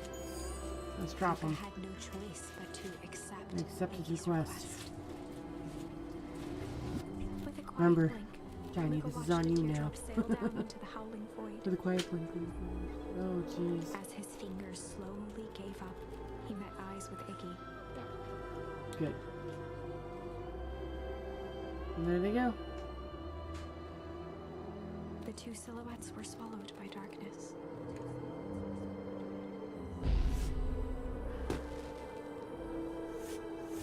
Look at all the pretty fireworks.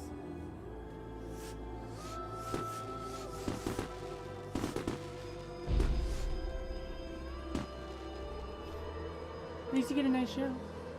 Hell of a goodbye, Iggy.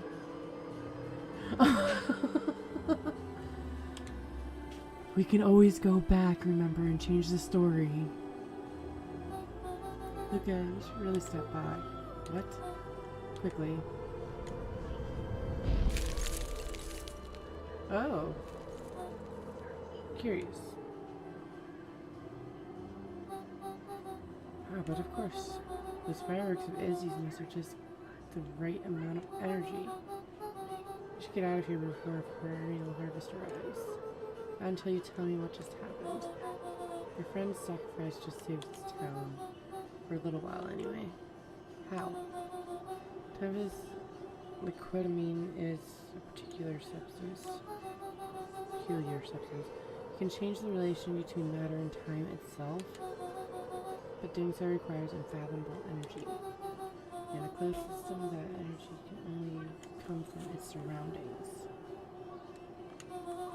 A useful side product of this property being having precisely the correct amount of energy to one can create a cryogenic cascade. Ooh, some cryogenics. So the gum makes things cold and the fireworks make the whole freeze over.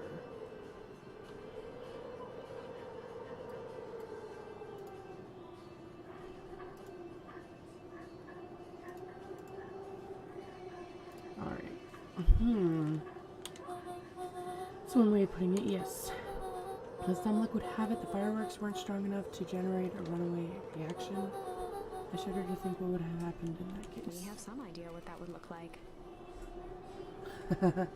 Yeah, we do. That's true. It will take them a good while to safely break through and access the source again. If you know all this stuff, why haven't you been helping? I have been. In my way. Each one of us has a role to play. Iggy's role, it turns out, was to buy his precious time. Mine has been to observe and wait. Wait for what? You. Me? Why? What's my A role? fierce twinkle flashed in Nat's eyes. Luke Van Horn, you're going to save the world. He's like Hank Atomic. With a chuckle, Nat turned and walked west. I mean, I guess so, because usually every time, like, the chasm would explode, or we didn't get it to it in time to stop his grandmother from exploding it, it would freeze over the entire town. So I had, like, 4 or 5 endings already tonight that was literally just the town freezing over, to the point where the narrator was freaking out about it. It was actually quite comical. Dumbfounded, Luca followed behind him, trudging through the snow. Every step taking him further away from everyone and everything he knew. And to be continued in Beacon Pines, Pines Harder. Revenge served cold. Second time's a charm? Wait, that's it? This ends with a crummy cliffhanger just when it was getting good? I was even starting to like Iggy. No way. I refuse to be associated with some never-ending parade of sequels. Let's go back and find something more definitive.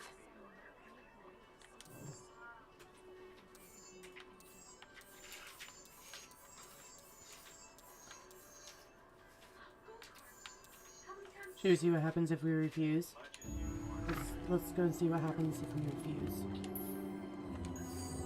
Luca had no choice but to refuse Iggy's request. He tightened his grip and reached for the walkie-talkie in his pocket. A wild delight crept onto Mr. Kerr's face. That's a good lad. Now, radio for help. Iggy begged Luca with his eyes one last time, but Luca pressed the button and called out.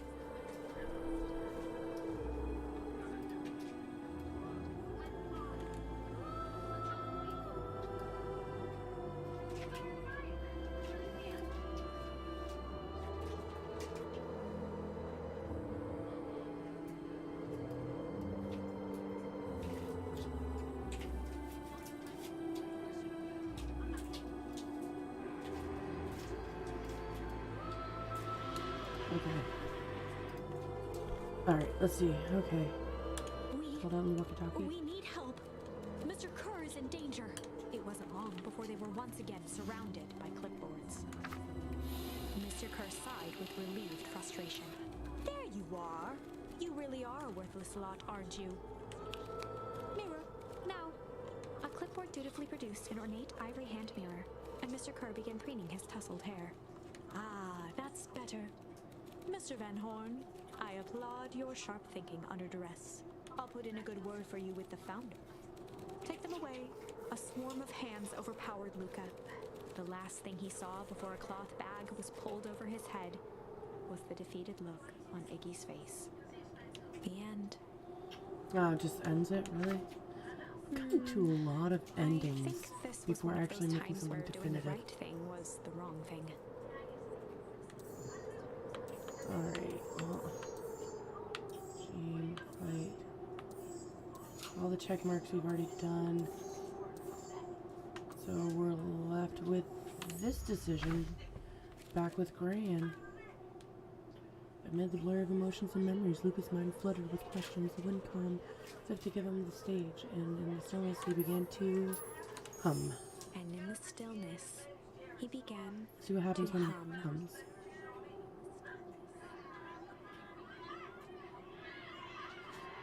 You've only gotten Wesker and DVD, like, as the killer for you? After the death Well, of that's his father, disappointing. Luca had trouble sleeping. Is everyone having a Wesker night or something? Each night, his mother would sit at the foot of his bed and hum a gentle melody. It was the only thing that could calm his mind. The only thing that, however briefly, could make it all seem okay. I don't blame you. That melody pervaded every memory Luca had of his mother. Shivering in the raw snow, he began to hum it out loud.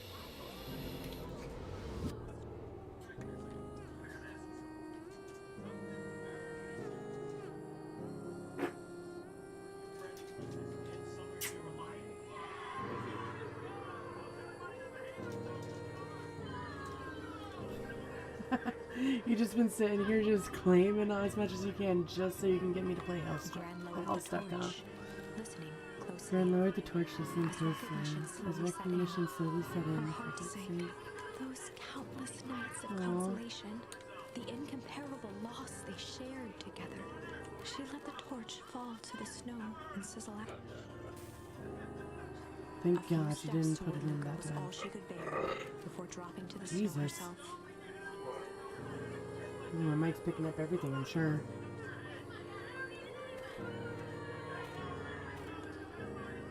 Through a flood of tears, she began to hum along. Are you watching Heavyweights? Bonnie! I need to get that on my friggin' sound alerts. See if I can get some heavyweight sound effects. Hell yeah! Luca lifted his head in astonishment. The last time he heard that melody was the last night he saw it. How do you know? I'm so sorry, my little buckaroo. Buckaroo? There are people who call me that or my dad and your mother. Luca blinked through blurry, watery eyes, trying to see more. He could just make out the impression of a familiar face. Did this shit turn her old? Make his mother old? He peered across the snowscape at the woman on her knees. Something about her was undeniably his mother. No. I know in another friggin' ending they ended up finding out that his grandmother was actually dead. But like, Only smaller, older, changed. Mom? That's right, Buckaroo. Mom. Luca Aww. sprinted as fast as he could toward his mother. They held each other close, and the cold retreated from their bodies. His mother never left him. Eleanor? I thought you were gone.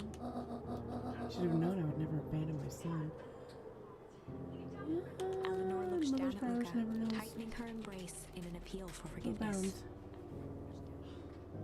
Look down. How? You're smart, man, Joseph. I thought you would have pieced it together by now. You were exposed. Mom, I don't understand any of this. What happened to you? Where did you go? Why did you leave me? I never left you. I was always right here, Luca. Why did you lie to me? It tore me up, Luca, but I did it to keep you safe. I thought that getting answers would help us both move on. But the more I discovered, the more I realized the danger we were in. The perennial harvest was stopped. It's better if everyone thought I was gone. Could have trusted me. These are bad people, Luca. They won't stop until they get what they want. And they don't care who gets hurt in the process. And what do we do? How do we stop them? Joseph slumped into the cold, wet snow. They can't be stopped. This is too big. I tried beating them at their own game. Them fighting fire with For the fire. first time in a long time, her voice felt like her own again. More lies. See now, there's a better way to stop hurting others. The cold, hard truth. Luca gazed down the concrete with pity. He looked Joseph stared into the snow, as if searching it for answers. Come on, everyone, we've got a party to crash. Huh. So Luca's mom never ran away. Well, that's one question answered, at least. You don't understand, he always wins. Ooh. Chapter 9. The Devil You Know. Ooh. 7 months ago, Eleanor Van Horn crept down the maze of sterile hallways under Perennial Harvest. She stopped in front of the large steel door marked Deep Engineering. No turning back now. She raised a trembling hand. The stolen keycard worked as promised, and the door buzzed open with mechanical efficiency. She was immediately hit with the smell of disinfectant. It was some sort of laboratory.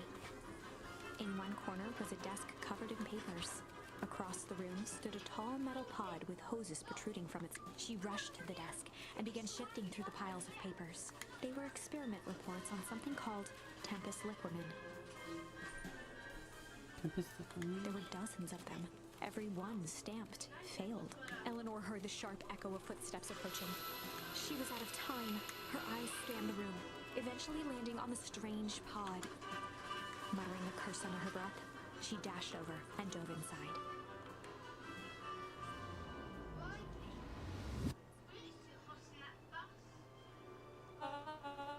And that is what change is all about.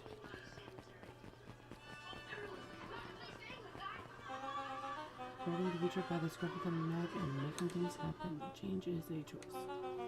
I'm tickled pink that we will all be making that choice together. How great is that? This man is a liar. You go, Mom. I will not. This town is a dangerous secret, and perennial harvests only exist to keep it hidden. Nonsense. They picked up the whole damn town and moved it right under our noses. You're not making any sense in my Mr. Kerr addressed the crowd with a sarcastic tone. Magic session. It's absurd. And just plain impossible. They promised they could fix the foul harvest. They told us they would clean this place up. We just had to leave town for a few days, while they had us evacuated. Sarford, I'm afraid I'm going to have to ask you too. You're afraid of a lot of things, aren't you? You sniveling little worm. This is growing tiresome. A little help, please? Don't you all see this festival is a sham? An excuse to have the whole town gathered in one place. They're planning something awful. I don't know what, but these people are wicked. Don't listen to her, she is absolutely no proof. I am the proof. I'm Eleanor Van Horn. Whispers filtered through the crowd. Aren't you sneaky little sneaky as the Dickens? We all knew Valentine's fertilizer was too good to be true. And now this whole town is paying the price. Ladies and gentlemen, I am so sorry about this disruption. My associates will take this obviously disturbed woman somewhere comfortable. Rude. She can get the help she needs. Wow. She's not the one who's disturbed. You two-timing clown. And he was a creep at the beginning, too. You all know there's something wrong with this town. It's just easier to look the other way. The truth is...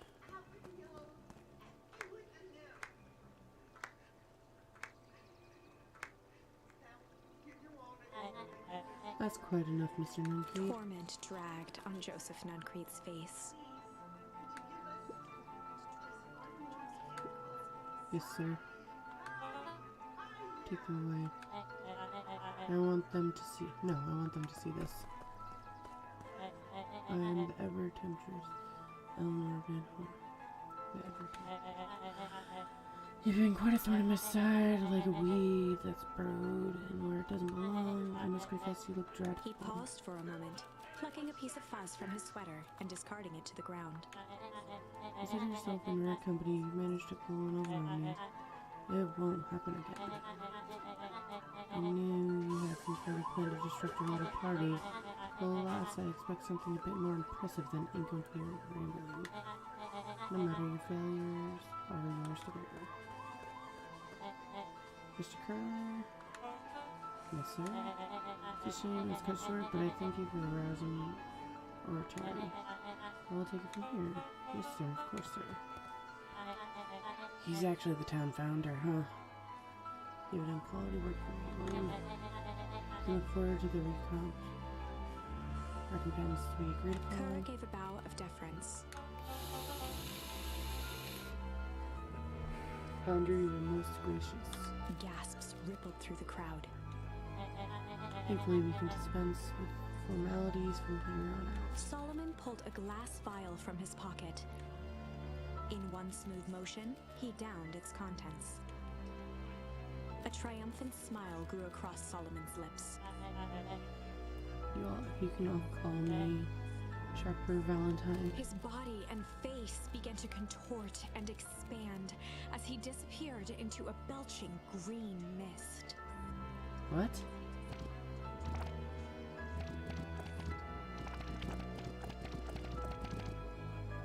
A hushed horror gripped the crowd. This is a story about change. Yeah, that's a lot of change. No. So you didn't see that coming. Good. Sharper examined his new hands. Well, this is quite the improvement. Everything looks so much smaller now. Eleanor was right about one thing. This fall was a ruse. And you all to witness my glorious return with your own eyes. Why does everyone look so charming? This is a celebration, people. Maybe it would help if we set the mood. Mr. Kirby, dear, and reveal the sign. Wonderful. Sharper choked out a crude squawk of a laugh.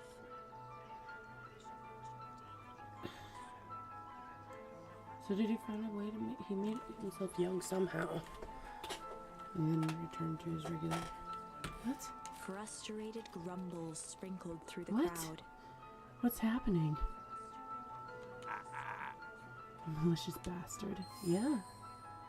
Ooh, got a new one. Malice. I like it. I'm glad you're back so I can tell it to your face. You destroyed this time. We ain't gonna let you get away with it again. Sorry, this is not the time for audience participation. Some assistance, Mr. Kerr. William Kerr gave a subtle nod to the clipboards. You coward. Huh. A helpless quiet settled over the crowd. I thought so.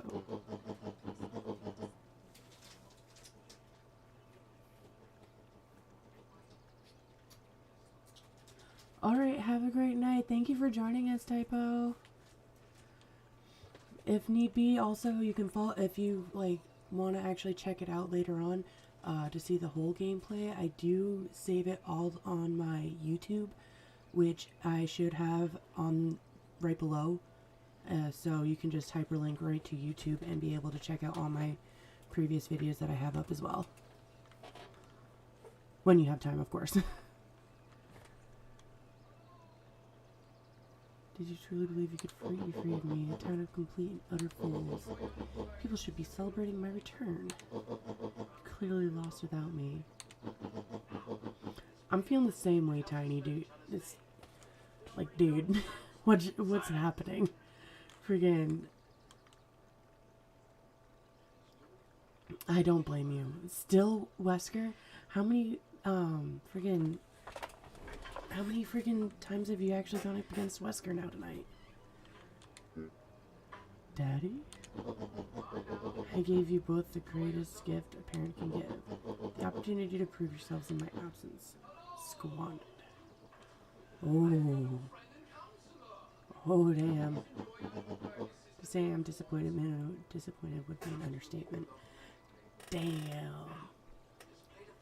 Not only that, not only do you have this weird ass shit, but now we got daddy issues over here. But silence Augustus, an adult is speaking. Oh, ouch. I don't know which is worse, the son who is completely hopeless. 3 in a row, but I was playing against Wesker last time I played too. Jeez. Everyone just honing in on their Wesker skills? I mean, I know he's got a lot to offer for skills, but jeez. It's like the Wesker week or some shit. Or is there any, like dailies or anything that you can do with Wesker? Maybe? Or a daughter with such potential who inevitably lets me down. Harris, you fail me with admirable consistency. Admirable consistency. Thankfully, I was counting on it this time. Father, I have been wasting time, my dear. What have you accomplished? I was focused on cementing your legacy. Legacy? You use legacy when you can just live forever. Yeah, that's what I'm thinking. If so many people are playing as Wesker, there's gotta be something to do with the challenges. Because I've never, unless there's a new friggin' character coming out that's gonna be like Wesker. Has there been any announcements on any new killers? But what about, it's alright, kiddo. I'm afraid you suffer from a complete lack of imagination. There's just no helping it. Now then, where's Joseph? You didn't take the opportunity to slip off, did you? Ah, there he is. Everyone should give him a hand. None of this would have been possible without Joseph. I think you said nonsense. The people deserve to know how helpful and loyal you've been.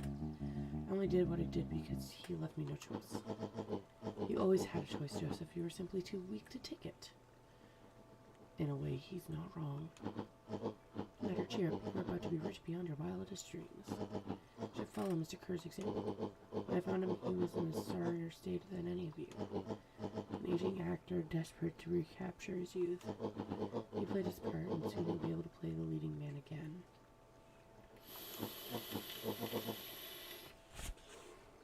Forever, in fact, if he remains loyal. That goes for all of you.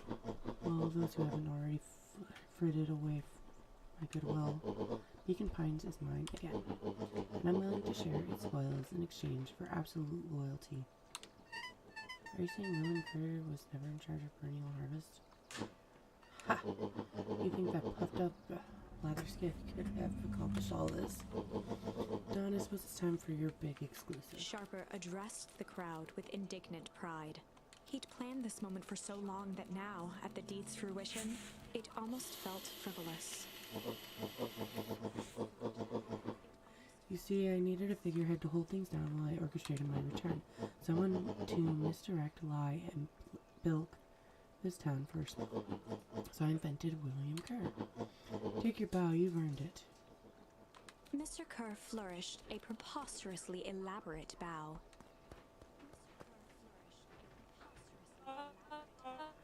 Patrick C. Montesquieu, Thespian extraordinaire at your service. Thunder, I just want to thank you again for this opportunity. It was truly a role of a lifetime.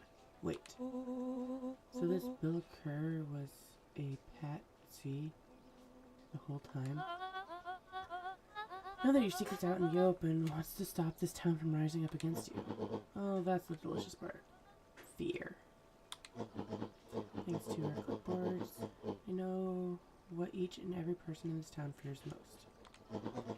I will make those fears manifest for anyone who steps out of line. The choice is simple. I'm not afraid of you. Ha, the young hero. I've kept a keen eye on you, boy.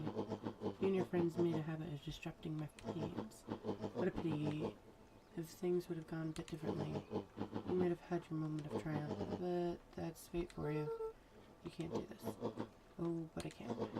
I have hope. Never underestimate what a great man can do given time. Now time is my thing. Perhaps the most expensive thing I ever bought. But well worth it.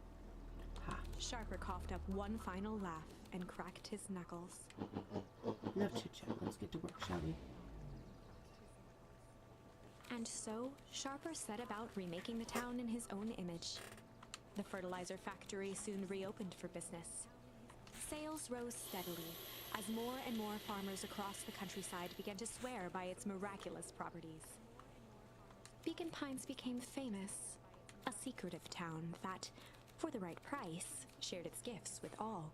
Gifts that became more and more necessary in a world where winters grew longer and longer. The end. This is wrong, but things are becoming clearer now. Yeah. You can feel it, right? We can't let Sharper win. He might just be the key to this whole thing. Let's see. Alright.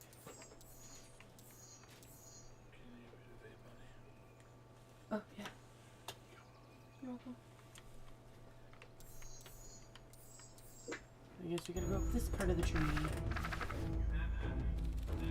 Look at what optimistic Moncrief, kind eyes, warm and stern face. There was a deeper emotion hiding beneath it all. The subtle but Luca could sense something eating away at him. There was a malice looking behind those eyes. There was a malice lurking behind those eyes, like a trap ready to spring. Luca felt the weight of Moncrief's hand on his shoulder. Something wasn't right. He didn't know why, but something was telling I fucking Luca love to this get scene. out of there. This slide, slide. Did you show everybody your figures and stuff? Oh, I did not show them my figures I just set up recently. I actually have a shelf for all my figurines now. I ended up getting Butt Stallion, Binacorn, pop figure to add in, as well as Paladin Mike. I'm so excited. Hold on. Actually, come on, let me see. Actually, see about. Oh yes, and this new shirt for Mind Flares, because tentacle face. And then we also have my new shelf set up right beside my Keyblade.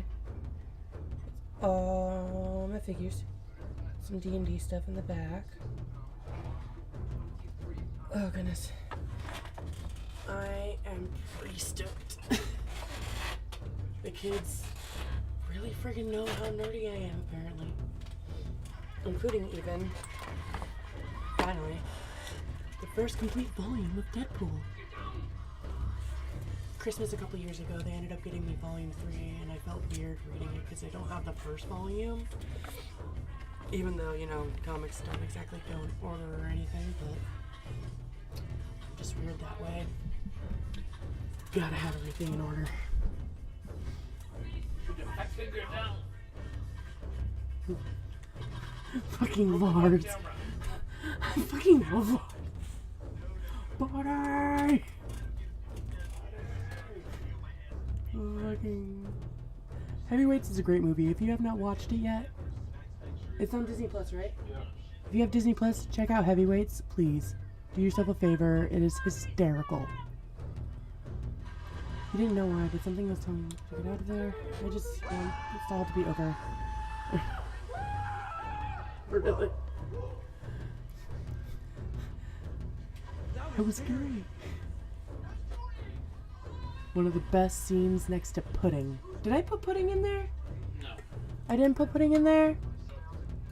Aww, I need to find pudding. Pudding! Of course, I'm sure it'll all work out soon enough.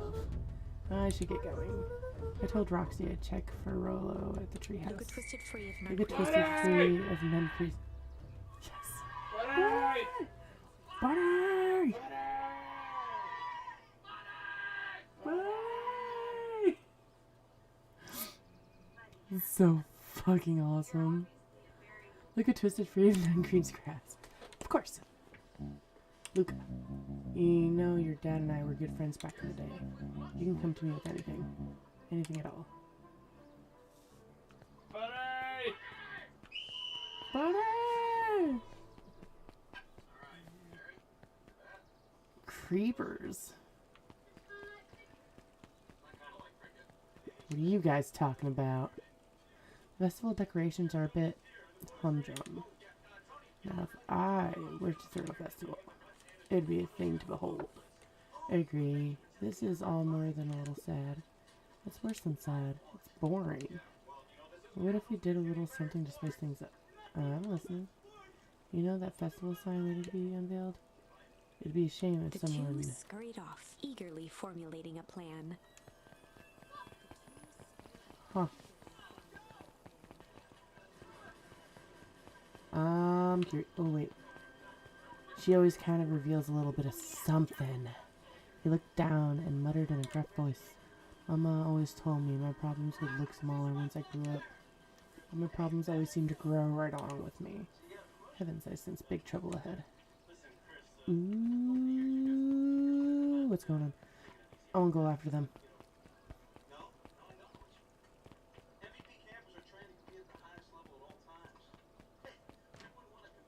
Where are they? Where'd they go? Where'd they go?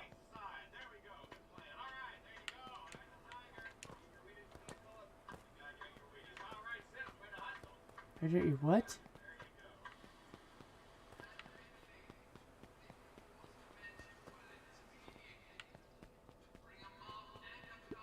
The Valentine Mansion loomed, both figuratively and literally. No, I can't follow them at all. Damn.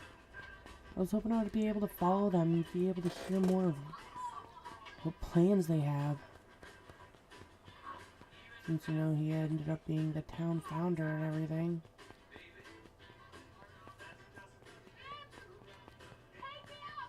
Feed my curiosity, Beacon Pines.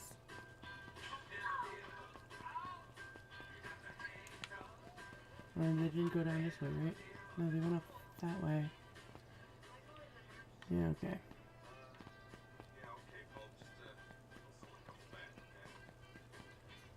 Let's go back to the treehouse, I suppose. So, identify yourself, please. Nellie Modwell. I work here now. Unable to locate you on our staff roll. I don't officially start until tomorrow. It occurs that I could come in early tonight to get a few things done. Hold, please. Clearance authorized. Thank you. Our harvest elite? That's creepy. Whoa. You get a wrench and you're not gonna sneak it up at a guy like that. Don't scare a man while he's drunken, Sonny. Ooh, Jeff. Doesn't look kinda late to be drunken. I as well ask the same thing of you. Anything good? Well, ever since Prairie Harvest moved in, even the junk is trash. I learn a lot about a person by looking at what they throw away. With this bunch, it's all shredded paper and coffee cups. Well, I better get going. Didn't see nothing if you didn't see nothing. So what? Exactly. He's not moving. He's just sleeping there. No.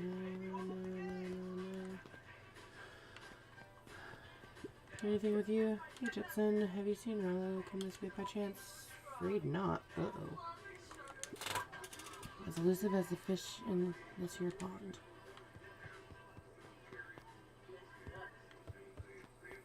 And where is he? Hello? He aired a long holler into the woods. Oh. Sorry.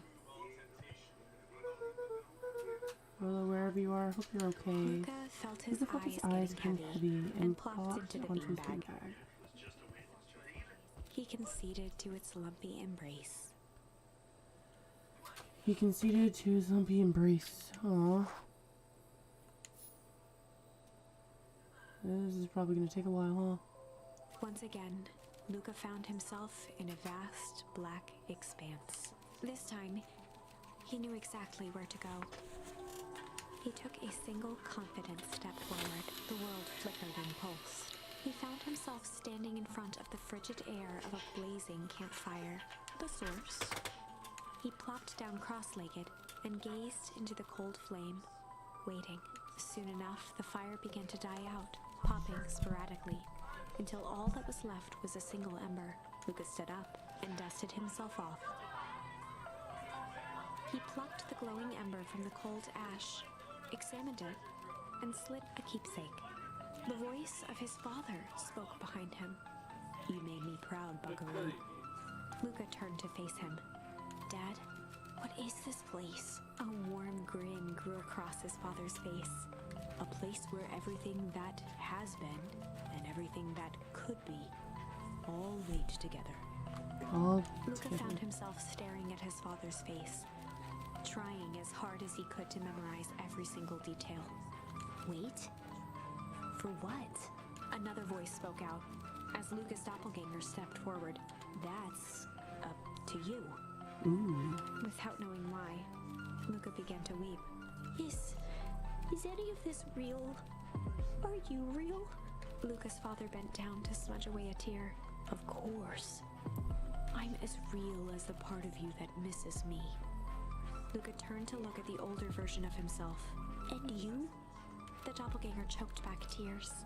"I'm as real as the part of you that's angry. Does that make sense?" Through his tears, Luca laughed. "I think so." His father pulled him in for an embrace. "Time to go, Buckaroo." Time to go where, though? And how did the lights Luca was turn on without startled him from even his doing dream by anything? a banging on the floor. Are you in there? A commanding voice rumbled from... Just as Lucas sprang to lock the entry hatch, the door knocked open. Who is it though? Chapter 5. Dangers big and small. Lucas stumbled back. He heard the rope ladder creak under significant weight. Keeping his eyes fixed on the hatch, he inched backward to the balcony. As his hand grasped the door handle, Luca froze. A large figure clumsily wriggled up through the hole.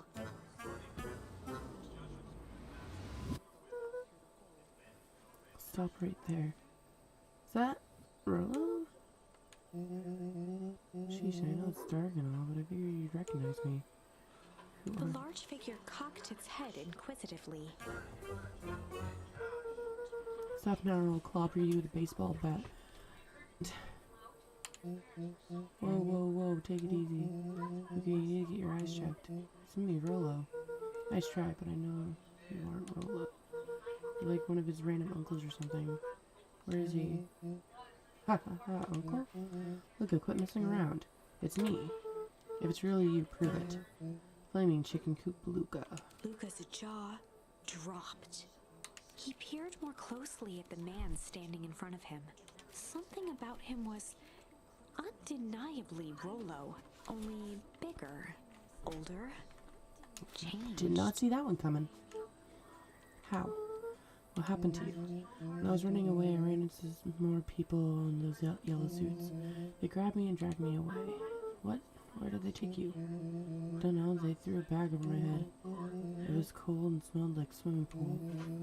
I think it was an underground lab or something. They made my hands all big. Look, Rollo proudly presented his hands to Luca. pretty sweet, right? I mean, it wouldn't be my first pick for a superpower. He thinks only his hands got bigger? Beggars can't be choosers. Rollo, it wasn't just your hands. My feet too? Dang, Pa just made me new shoes. Wait, Luca, why are you so small? Luca moved to the side and pointed Rollo to his reflection in the balcony window. What the? His hands shot up to his face. Holy Toledo. Rollo, what did they do to you? They made me a drink of some sort of green crud. Ew. Actually, it wasn't too bad. It tasted like licorice. Makes sense with all the extra licorice in the freaking store. I passed out and woke up like this. And then I sorta smashed open my cage and escaped. Whoa, you smashed open a cage? Kinda. So proud of himself. At least, I think I did. It's all a bit of a blur. I had you in a cage. Who are these people? I don't know who did this to you, but we're gonna fix it. Fix it? This is awesome. Well, I'm just glad you're safe now. Okay, you don't need to worry about me. Sure, I got snatched, but look at it this way. I got snatched. I know where people or snatched people go. You might finally have a lead on what happened to your family. Maybe you're right, but this all seems dangerous. Danger? Ha. Rollo shadowboxed a few jabs. I'll take them all on. Hey! She's got a hat. She really is a With like, a yelp, typical Rollo skater dove chick. behind Luca. Yep, Rollo dove behind Luca. Did I come at a bad time? Who the heck are you? This is Beck. Sorry, something truly bizarre just happened and I need help. I don't know where else to go. So, you're just hanging out here with your large adult friend? No, there's nobody wrong. This is your missing friend? One and the same. Seems a little old. Of you know this is a recent development. What the heck does that mean? Oh, I'm sorry, you're the one who just showed up out of nowhere. So we'll be asking questions here. That's fair. How'd you find us? Your silly little treehouse? I think you mean our silly little mission control. I hate to break it to you, but your secret path isn't so secret. And I could hear your racket from a mile away. See, Luca, this is why we need to improve security around here. Not now, Rollo. Becky said something bizarre happened? Yeah, She but shot a nervous glance at anything you can say around me, you can say around Rollo. It's been a weird day all around, hasn't it? Yep. Beck's eyes narrowed. Okay, so it started when I made it back home. The first order of business was try and salvage my hair. So I dyed it with some stuff from the chemistry set my mom gave me.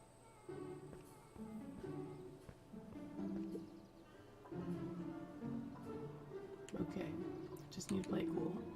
Hope no one notices. Notices what? Oh, nothing. I was just over here now. Let me have a look. Oh, honey, what in the world did you do to your hair? I just kind of felt like a change.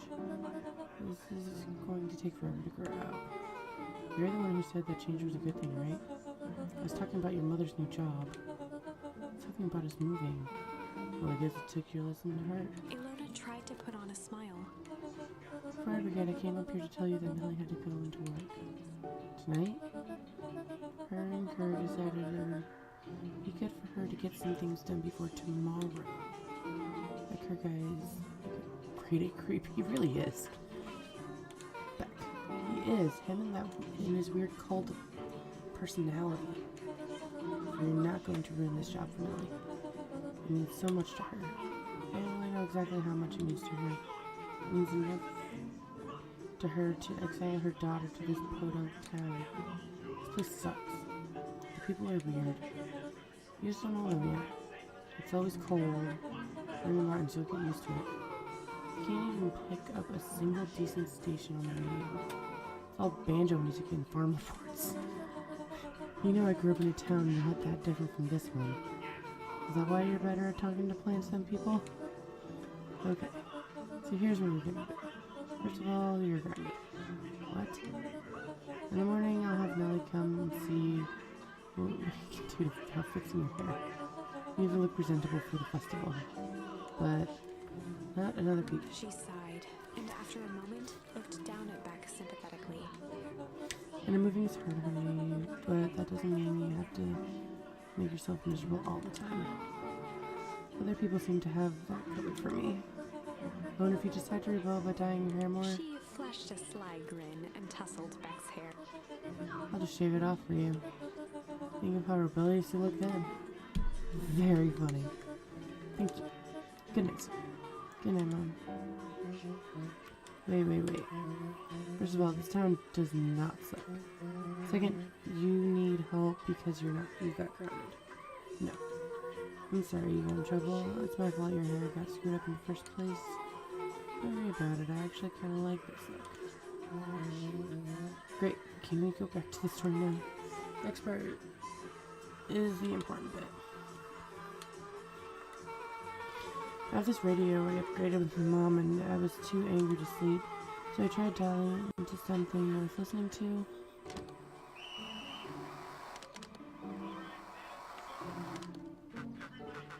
Mr. Kerr, are you there? Mr. Kerr? Yes, I'm busy. What is it? Apologies. I have the finder on the line. Patch him through immediately. One moment. Oh, sir, it's nice to hear from you. Skip the pleasantries. Let's report on the new lead researcher of Dep Engineering. Millie Modewell seems to be integrating nicely. At this very moment, she's working to help us meet our deadline. She offered to work overtime before I even had the chance to suggest it. You have faith that she's capable of finishing the work left by her predecessor? Her work must be complete before the festival. I'll make sure she stays day and night until it's accomplished. Good, you know how I feel about loose ends. Yes, sir. When she's finished the work, we need to make a determination regarding her long-term prospects in the company. Yes, sir. Usually have more time to fully bring people into the fold. You're in the endgame, Belle. After your failures with Dr. Prescott, you can't afford to take any risks. Of course, sir. No, listen, sir. When she finishes the work, she will either leave the office completely committed to the perennial harvest, or she won't leave. Perfect. Sir, if I may suggest, maybe we should delay just for a bit. Oh? It's just we seem to be rushing to hit the festival deadline. Rushing to things has caused some issues in the past. I see. Please understand that I just want what's best for you. I'm eternally grateful for all that you've done for me. Bill, I'll make this very clear to you. I brought you in to make things run smoothly. Not to have opinions, of course. Janet, Bill. You're only a few days away from having everything you ever dreamed of. Yes, sir. Thank you, sir.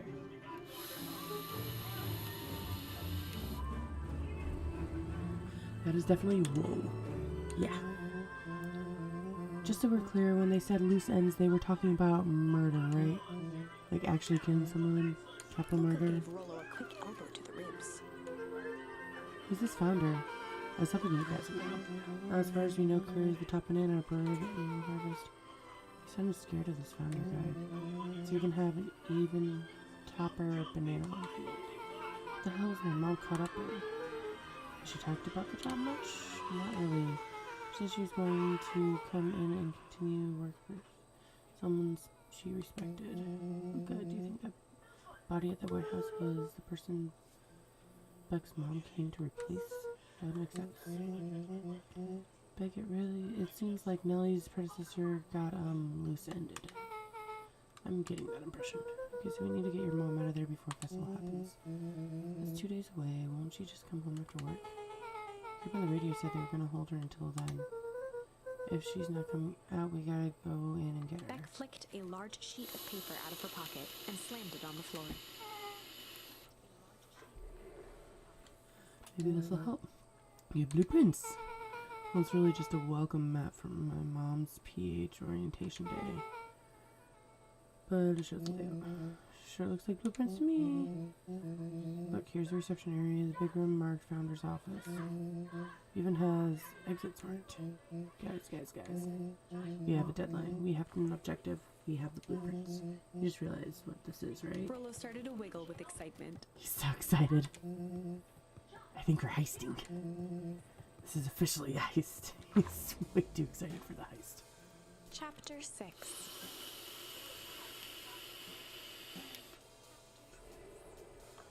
The heist. They spent the night's end huddled around that small map, formulating a plan to infiltrate the headquarters of Perennial Heart. It would be no small feat. A modern facility equipped with all manner of technology, not to mention the swarm of clipboards that would most certainly be scattered throughout. By the time the sun began to peek through the car window used as a makeshift balcony door, all were in agreement. This could just work. It could. The final day before the festival would be used to prepare. They'd need to pull every resource at their disposal, pull every favor with a thread, even enlist some unsavory characters around town with important tasks only they were suited for. Luckily, there was enough ill will and mistrust toward Perennial Harvest that alliances could be found at a bargain. Yeah. Luca, Beck, and Rollo rubbed their eyes as they exited the treehouse. They hadn't slept at all that night. There was no time. The festival was to begin in 1 day, and they each had their assignments. Alright, let's see the assignments. Alright, quick recap. Rollo, you're gonna talk to Roxy. I mean, that is his sister, so yeah. Cordially. Without her, this whole thing could go bust. Me, Cordial is my middle name. And how do you plan to explain your new... He waved vaguely at Rollo's sizable figure. circumstance? She'll be happy I'm alive, she won't even notice. Beck snorted an involuntary giggle. Man, I can't say I blame him, that's pretty funny. And Beck, you're sure Luna won't just shoot this whole thing down when she hears it? She'll listen. When she understands what danger Nellie is in, the danger we're all in.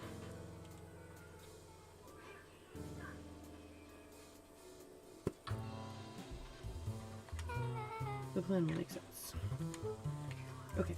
That leaves me with Jeff Fennegy. How are you going to persuade them? I'll think of something. They each looked at each Each other looked at each other with sleepy confidence. And well, Godspeed.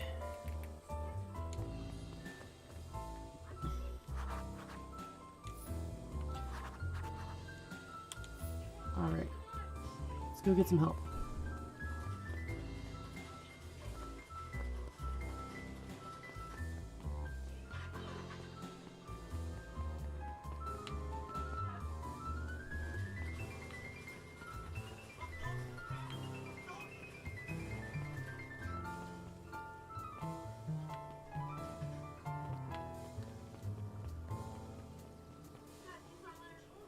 Where are they?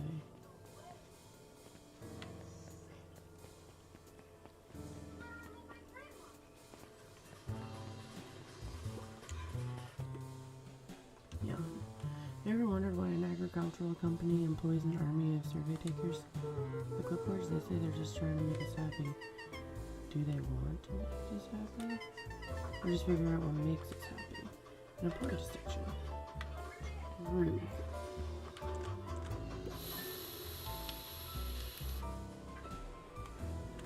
Guess Miss Fratelli is getting ready for the festival.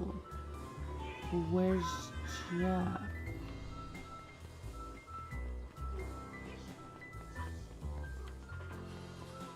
Where's anybody? Oh, there he is. Perfect.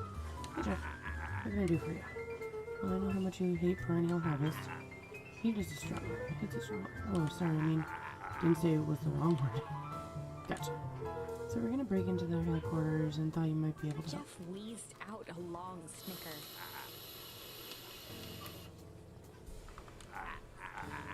You see, I knew you kids were alright. Great, so The they joy help? in Jeff's face drained instantly.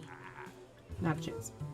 But give me one of the reasons I should risk my hide aiding and abetting me rascals. Looking into the sullen eyes of his would-be accomplice, Luca blurted out the first word that came to mind.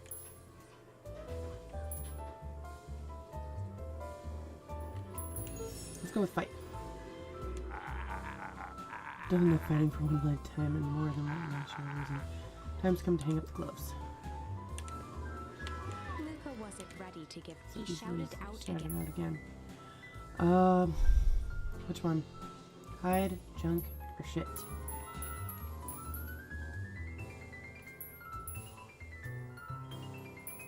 Which one, guys? Maybe just go through the line. Go with shit. Yeah, it's all shit. It's all helping. Ain't that some shit? Alright, that didn't work out. Junk? Likes junk. Yeah, whatever. So I've got more junk than a king has copper. Ain't interested. Alright, then let's go hide. Hide. Jeff's brow perked up. What'd you say? Go ahead and hide then. Sensing some traction, Luca carried on with vigor. Let a bunch of kids do what needs to be done. We're not afraid. Jeff's scowl faded with a sigh. Say what you will about old Jeff, they all do, but you'll never hear him say, I hid from nothing. One good stomp of the foot was all Jeff needed to drive his point. Alright, what was it your kids needed? Some sort of disguise. I've got just the thing. And while we're at it, that crate should come in handy. This ain't gonna be free, you know. I need 5 bags of sour grapes to cover it. Put it on my tab. Luca offered out his open hand to seal the deal. With a firm and dusty grip, Jeff reciprocated. Come back first thing in the morning. Got Jeff. Alright. Let's see if we can find the other two. They're not on there. Everyone in there. Oh, there they are. Okay, cool. Hey Tish, look who it is. Luca, are you here to try to tickle us enough again? Look, just hear me out. Iggy raised an eyebrow He raised an suspiciously. We're listening. Iggy, I know we both been giant bags of shit or malice. Let's go with malice. To each other. Malice? Ah, Tish, smart guy here with smart guy words, thinks he's impressing us. It's gonna have me interest. Alright, Luca well knew they'd then. need Iggy and We Tish to can pull move this it off. into pull He this tried off. again. Try again. Now we pull open giant bags of shit to each other. Iggy gave a reluctant shrug. You're not wrong. Lately, life has been kinda hard. Hard? No, life's always hard. Get over it. We ain't interested. Alright. Oh, shit. Iggy Each gave a other. reluctant shrug. Lately, life's kinda strange. Iggy considered the point. Things happen weird around here. So I'm offering a truce and asking for your help. What would you say we break our hostilities at least for now? We do like breaking things, even if a truce means less breaking things. What if I told you there was a way to have a truce and break them? I needed to cause a distraction so I could sneak into perennial harvest stage. A wild-eyed grin spread across Iggy's face. Ooh, what's he gonna do? My Luca Van Horn, I'm impressed. And after this is all done, maybe you and Trish can come hang out at the treehouse. Iggy glanced over to Tish, who nodded in agreement. Fine. But not because we want to see your crap treehouse. We just like to cause With a chaos. quick nod, Luca was off.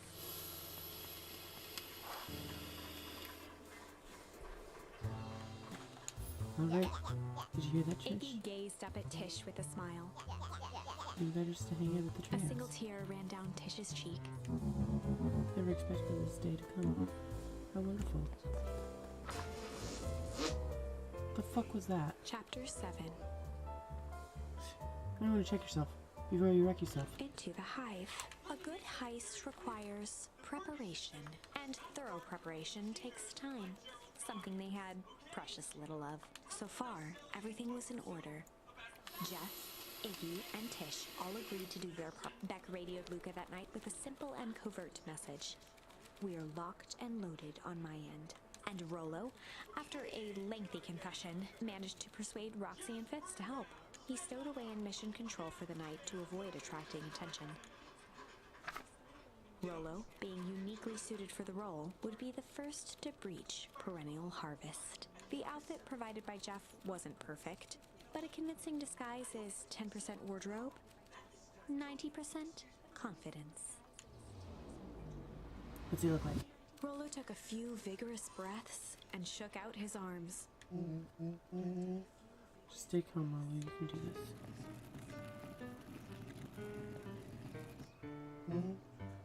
Got your delivery here. Delivery? I don't have anything in my notes about delivery. One moment.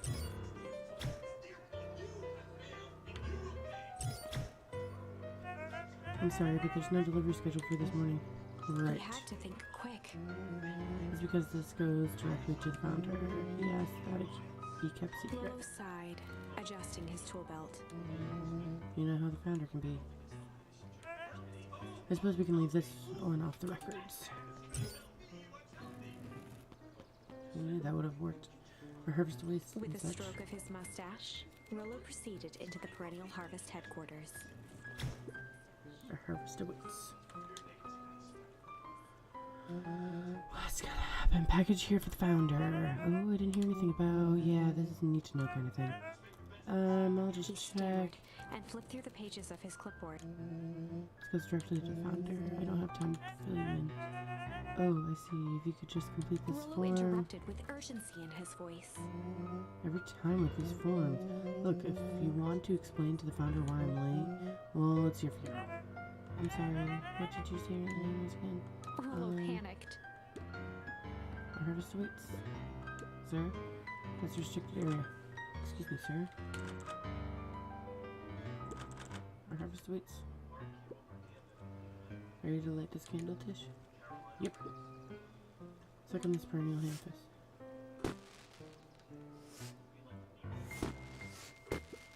What's The that? distraction was enough for Rollo to regain his confidence. Open the damn door. Gotta The talk. clipboard fumbled around in a frenzy. I should check on my notes. Oh, come on. Just buzz me in already. Okay, okay.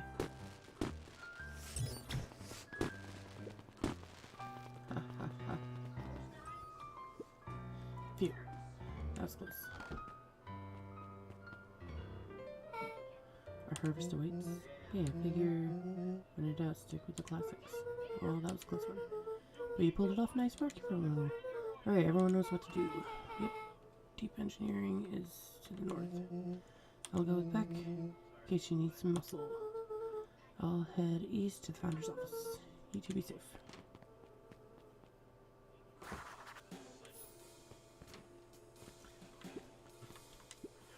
That's odd. It's not any cups for the water.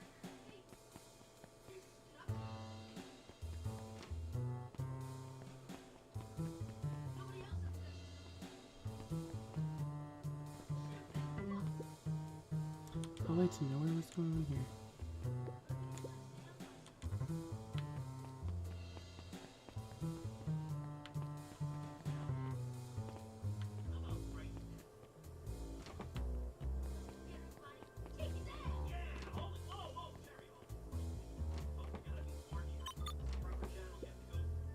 Solomon stopped in his tracks. Luca? What are you doing here? Long story. Are you okay? A veneer of confusion flashed across his words rushed out dramatically. No, I'm most certainly not okay. Some strange people grabbed me and they enhanced my suits. Yes, how did you know? They got me here, locked me up, and I realized that when they were distracted, I ran. Dang, okay, you should stick with me. You've got a plan. Solomon's facade briefly faltered.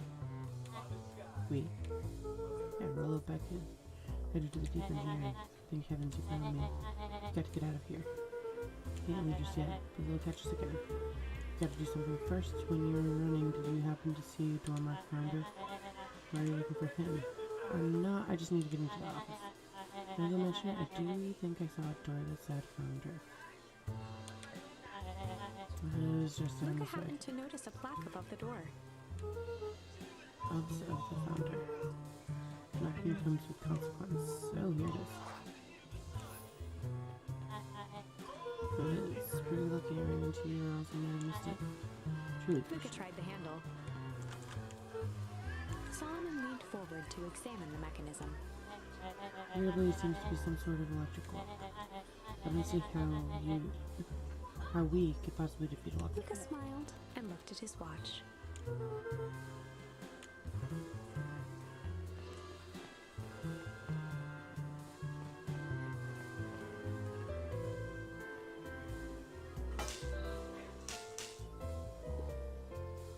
I don't know what sort of funny business you're up to, but I like it. She mined a quick hat tip and ambled off with a whistle. Howdy. Good afternoon. None the wiser. The light on the keypad changed from red to green. How'd you do that? It's good to have friends. Let's go inside. Get inside before someone spots us.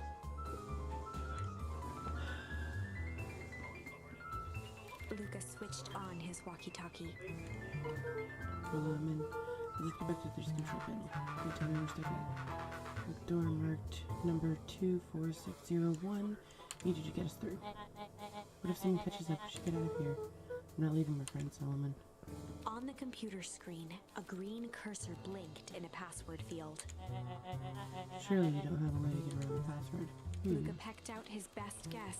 Underground secrets. The screen blinked to life.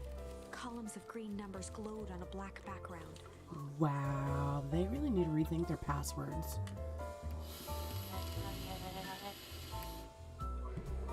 How did you guess that? Oh, it's some sort of password Rolo heard when he was down here before. It's funny how someone arrogant enough to call themselves the founder uses such basic password. Or they were thinking several moves ahead, not expecting anyone to guess something so simple. These villain types always end up outsmarting themselves. Solomon's jaw clenched into a half smile. Your powers of deduction are as impressive as your luck. Luca quickly scanned the columns for number 24601. Well, I think this should do it. Bingo, bang. Doors open, Luca, you never fail to impress. What is that slippery loud even doing down there? We have a friend whose mom is in trouble. We're here to get her out. See. Okay, Luca, I think we're close. The next door is marked 13806. Once again, Once Luca again. scrutinized the numbers on the screen. In that moment of distraction, Solomon reached forward and pressed a large red button. Maybe this one opens locked. You never hit the big red button. It's like a thing. He quickly skimmed the screen with his finger. Go. Curse these fumbling hands. My apologies, Luca. Don't beat yourself up. I know you're just trying to help.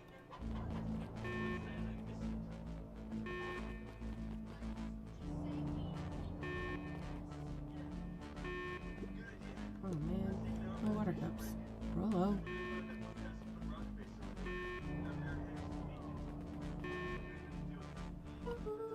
Hello, are you okay? Rollo, come in. Mr. Kerr approached with a sneer and spoke into his walkie-talkie. You can turn off the alarms if they're trapped. With self-satisfaction, he called into the hallway. That, my dears, is just no way to... Rollo, where are you? Are you okay? Yeah, I think we lost him. Making our way back to Nellie's office. Okay, you two rabble rousers are coming with us. Nope. Make a break for it. I like how the clipboards just move out of the way nonchalant. That little shit just kicked me. Don't just stand there after them. Okay, I think that worked. Roxy and Fitz have them on a wild pursuit. I'm having trouble following what just happened. Like I said, it's good to have friends. Oh, how long do you think Roxy can distract them? How long can Roxy keep someone so pissed off they can't see straight? Just say we've got time. Entering Nellie's office now. Oh honey, what did you do to your hair? I thought you'd be happy. I finally used your chemist lab kit. You sure have a knack for making me incredibly proud in the most frustrating ways. You need to get out of here. Who's your adult friend? I'm not an adult doll. Ever heard of a growth spurt? More of a growth spew. No, that's not possible. I leaned over to examine his teeth. Substantial banding on the enamels of molars, consistent with the Tempest domain exposure. Is that what you call the gunk they forced me to drink? You drank it? Oh no. They told me it was only being tested on plants. Oh, Bexby, I promise I didn't know. Mom, what the hell's going on in this place? I was brought here to work on discovery of a lifetime. A novel chemical compound was discovered under Beacon Pines in a wellspring they called the Source. They named it Tempest Liquimine. It pulls energy from the surroundings in order to fundamentally alter matter's relationship to time. The secret to Valentine's fertilizer. They harvested the source, infusing small amounts of Tempest Liquimine into the product. It worked wonders, drastically accelerating plant growth. Crops would be ready to harvest in a fraction of the time, but it led to complications. The foul harvest. Perennial harvest came in to clean up the mess to succeed where Valentine failed, but Tempest Liquimine is rebellious. You can think of it as a manifestation of change itself. It's volatile by its nature. So the more you try to force it to do a specific thing, the more it resists. I can relate to that. Her role is to finish the work of the predecessor, Dr. Prescott, harnessing Tempest Liquimine to reliably manipulate the organism's age. Just imagine how many people we could feed. Mr. Kerr was very insistent that we achieve a successful result before today's festival. But you didn't, right? Sighed. Uh-oh. You know how much I love the puzzle. Pour myself into the problem. It was long until I discovered oddities in Dr. Prescott's notes. Oddities? They contained obvious errors, mistakes that someone of his reputation would never make. So I fixed them, and now I get to replace my entire wardrobe. I really am truly sorry, because we're all hand-me-downs anyways. Like Dr. Prescott figured out, got cold feet, and intentionally sabotaged his own work. Considered that possibility, I've sent a letter asking him to clarify his thinking on Dr. Prescott is dead. Kerr had him killed. What? I overheard them talking about it on the radio. That's why we gotta get you out of here. Like now. Wait, wow. When is the chemical equation allowing direct control of aging? Mr. Kerr picked it up just before you came. The more reason we got a hand tablet. We got Dr. Modwell heading your way now. Roger that. Be careful.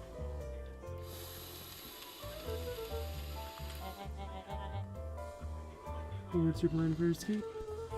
We'll go over everything when we get here.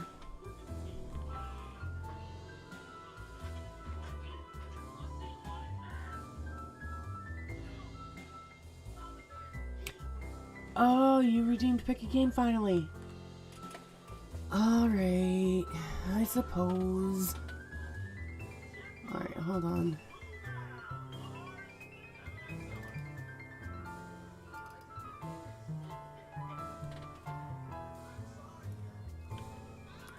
Hopefully we can finish this tonight quickly. In the meantime, maybe we can take up some more info. Well, if that's the case, actually, it's 11:30 now. So before we make our grand escape, we're gonna do Hell's Duck, but I want to try this game. Is it good? Let's go to the store. What's it called again? Before Your Eyes.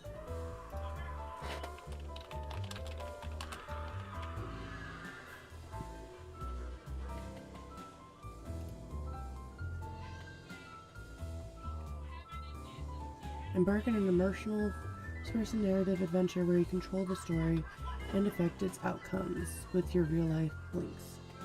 With this innovative technique, you will fully immerse yourself in a world of memories, both joyous and heartbreaking, as your whole life flashes before your eyes.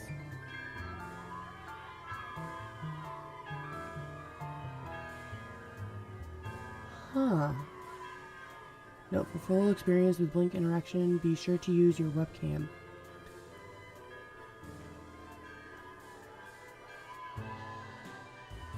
Oh.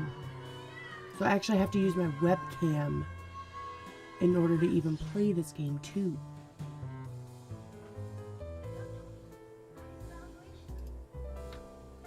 Well, I'm gonna add this for now and see about getting it then, so that way we can play it. Have to check my fundings, because I think right now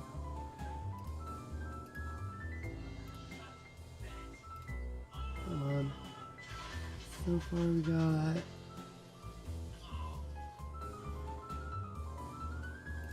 analytics,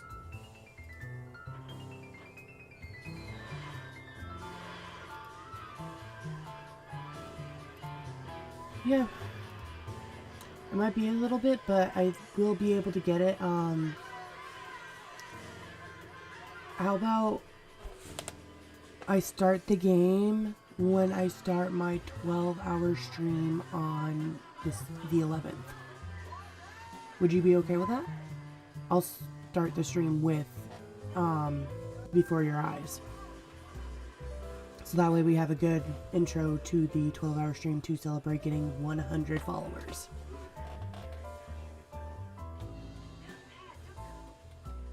I can make that like the majority of that one, because that one seems really cool. Honestly. Plus I want to be able to work out the mechanics just in case the webcam and streaming interferes with each other. And I need to fix the fact that my computer does not want to recognize my second monitor. Hell yeah, I'll tag you in the Discord. I'll even friggin' tag you all over my other social medias and stuff. Which, by the way, if you scroll down on my About Me, is right there. So, if you want, I do have YouTube, Twitter, Facebook. Go ahead, add me. If you missed any of my past streams, I do post them all up on YouTube if I'm not able to stream to YouTube live at the same time that I'm actually doing my Twitch feed. So anything you guys ever miss, don't worry, it's still all archived, it's right there, waiting for you to look at it. I even was able to start posting some of my Beat Saber, thankfully. I still am trying to work out the mechanics of getting my stream to work out with Beat Saber, because at some point I do want to actually put myself into the game, and I have it. It's just a matter of getting the rest of the room green screened as well as the proper lighting to make it easier to stream. So, and I'm working with limited space right now, so it doesn't really exactly help. but we will get there, I promise. But for now, we are going to do a raid out to... Oh, who should we raid out to?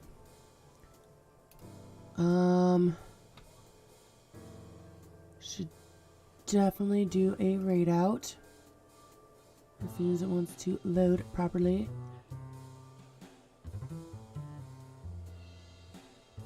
Let's do Adam X Millie.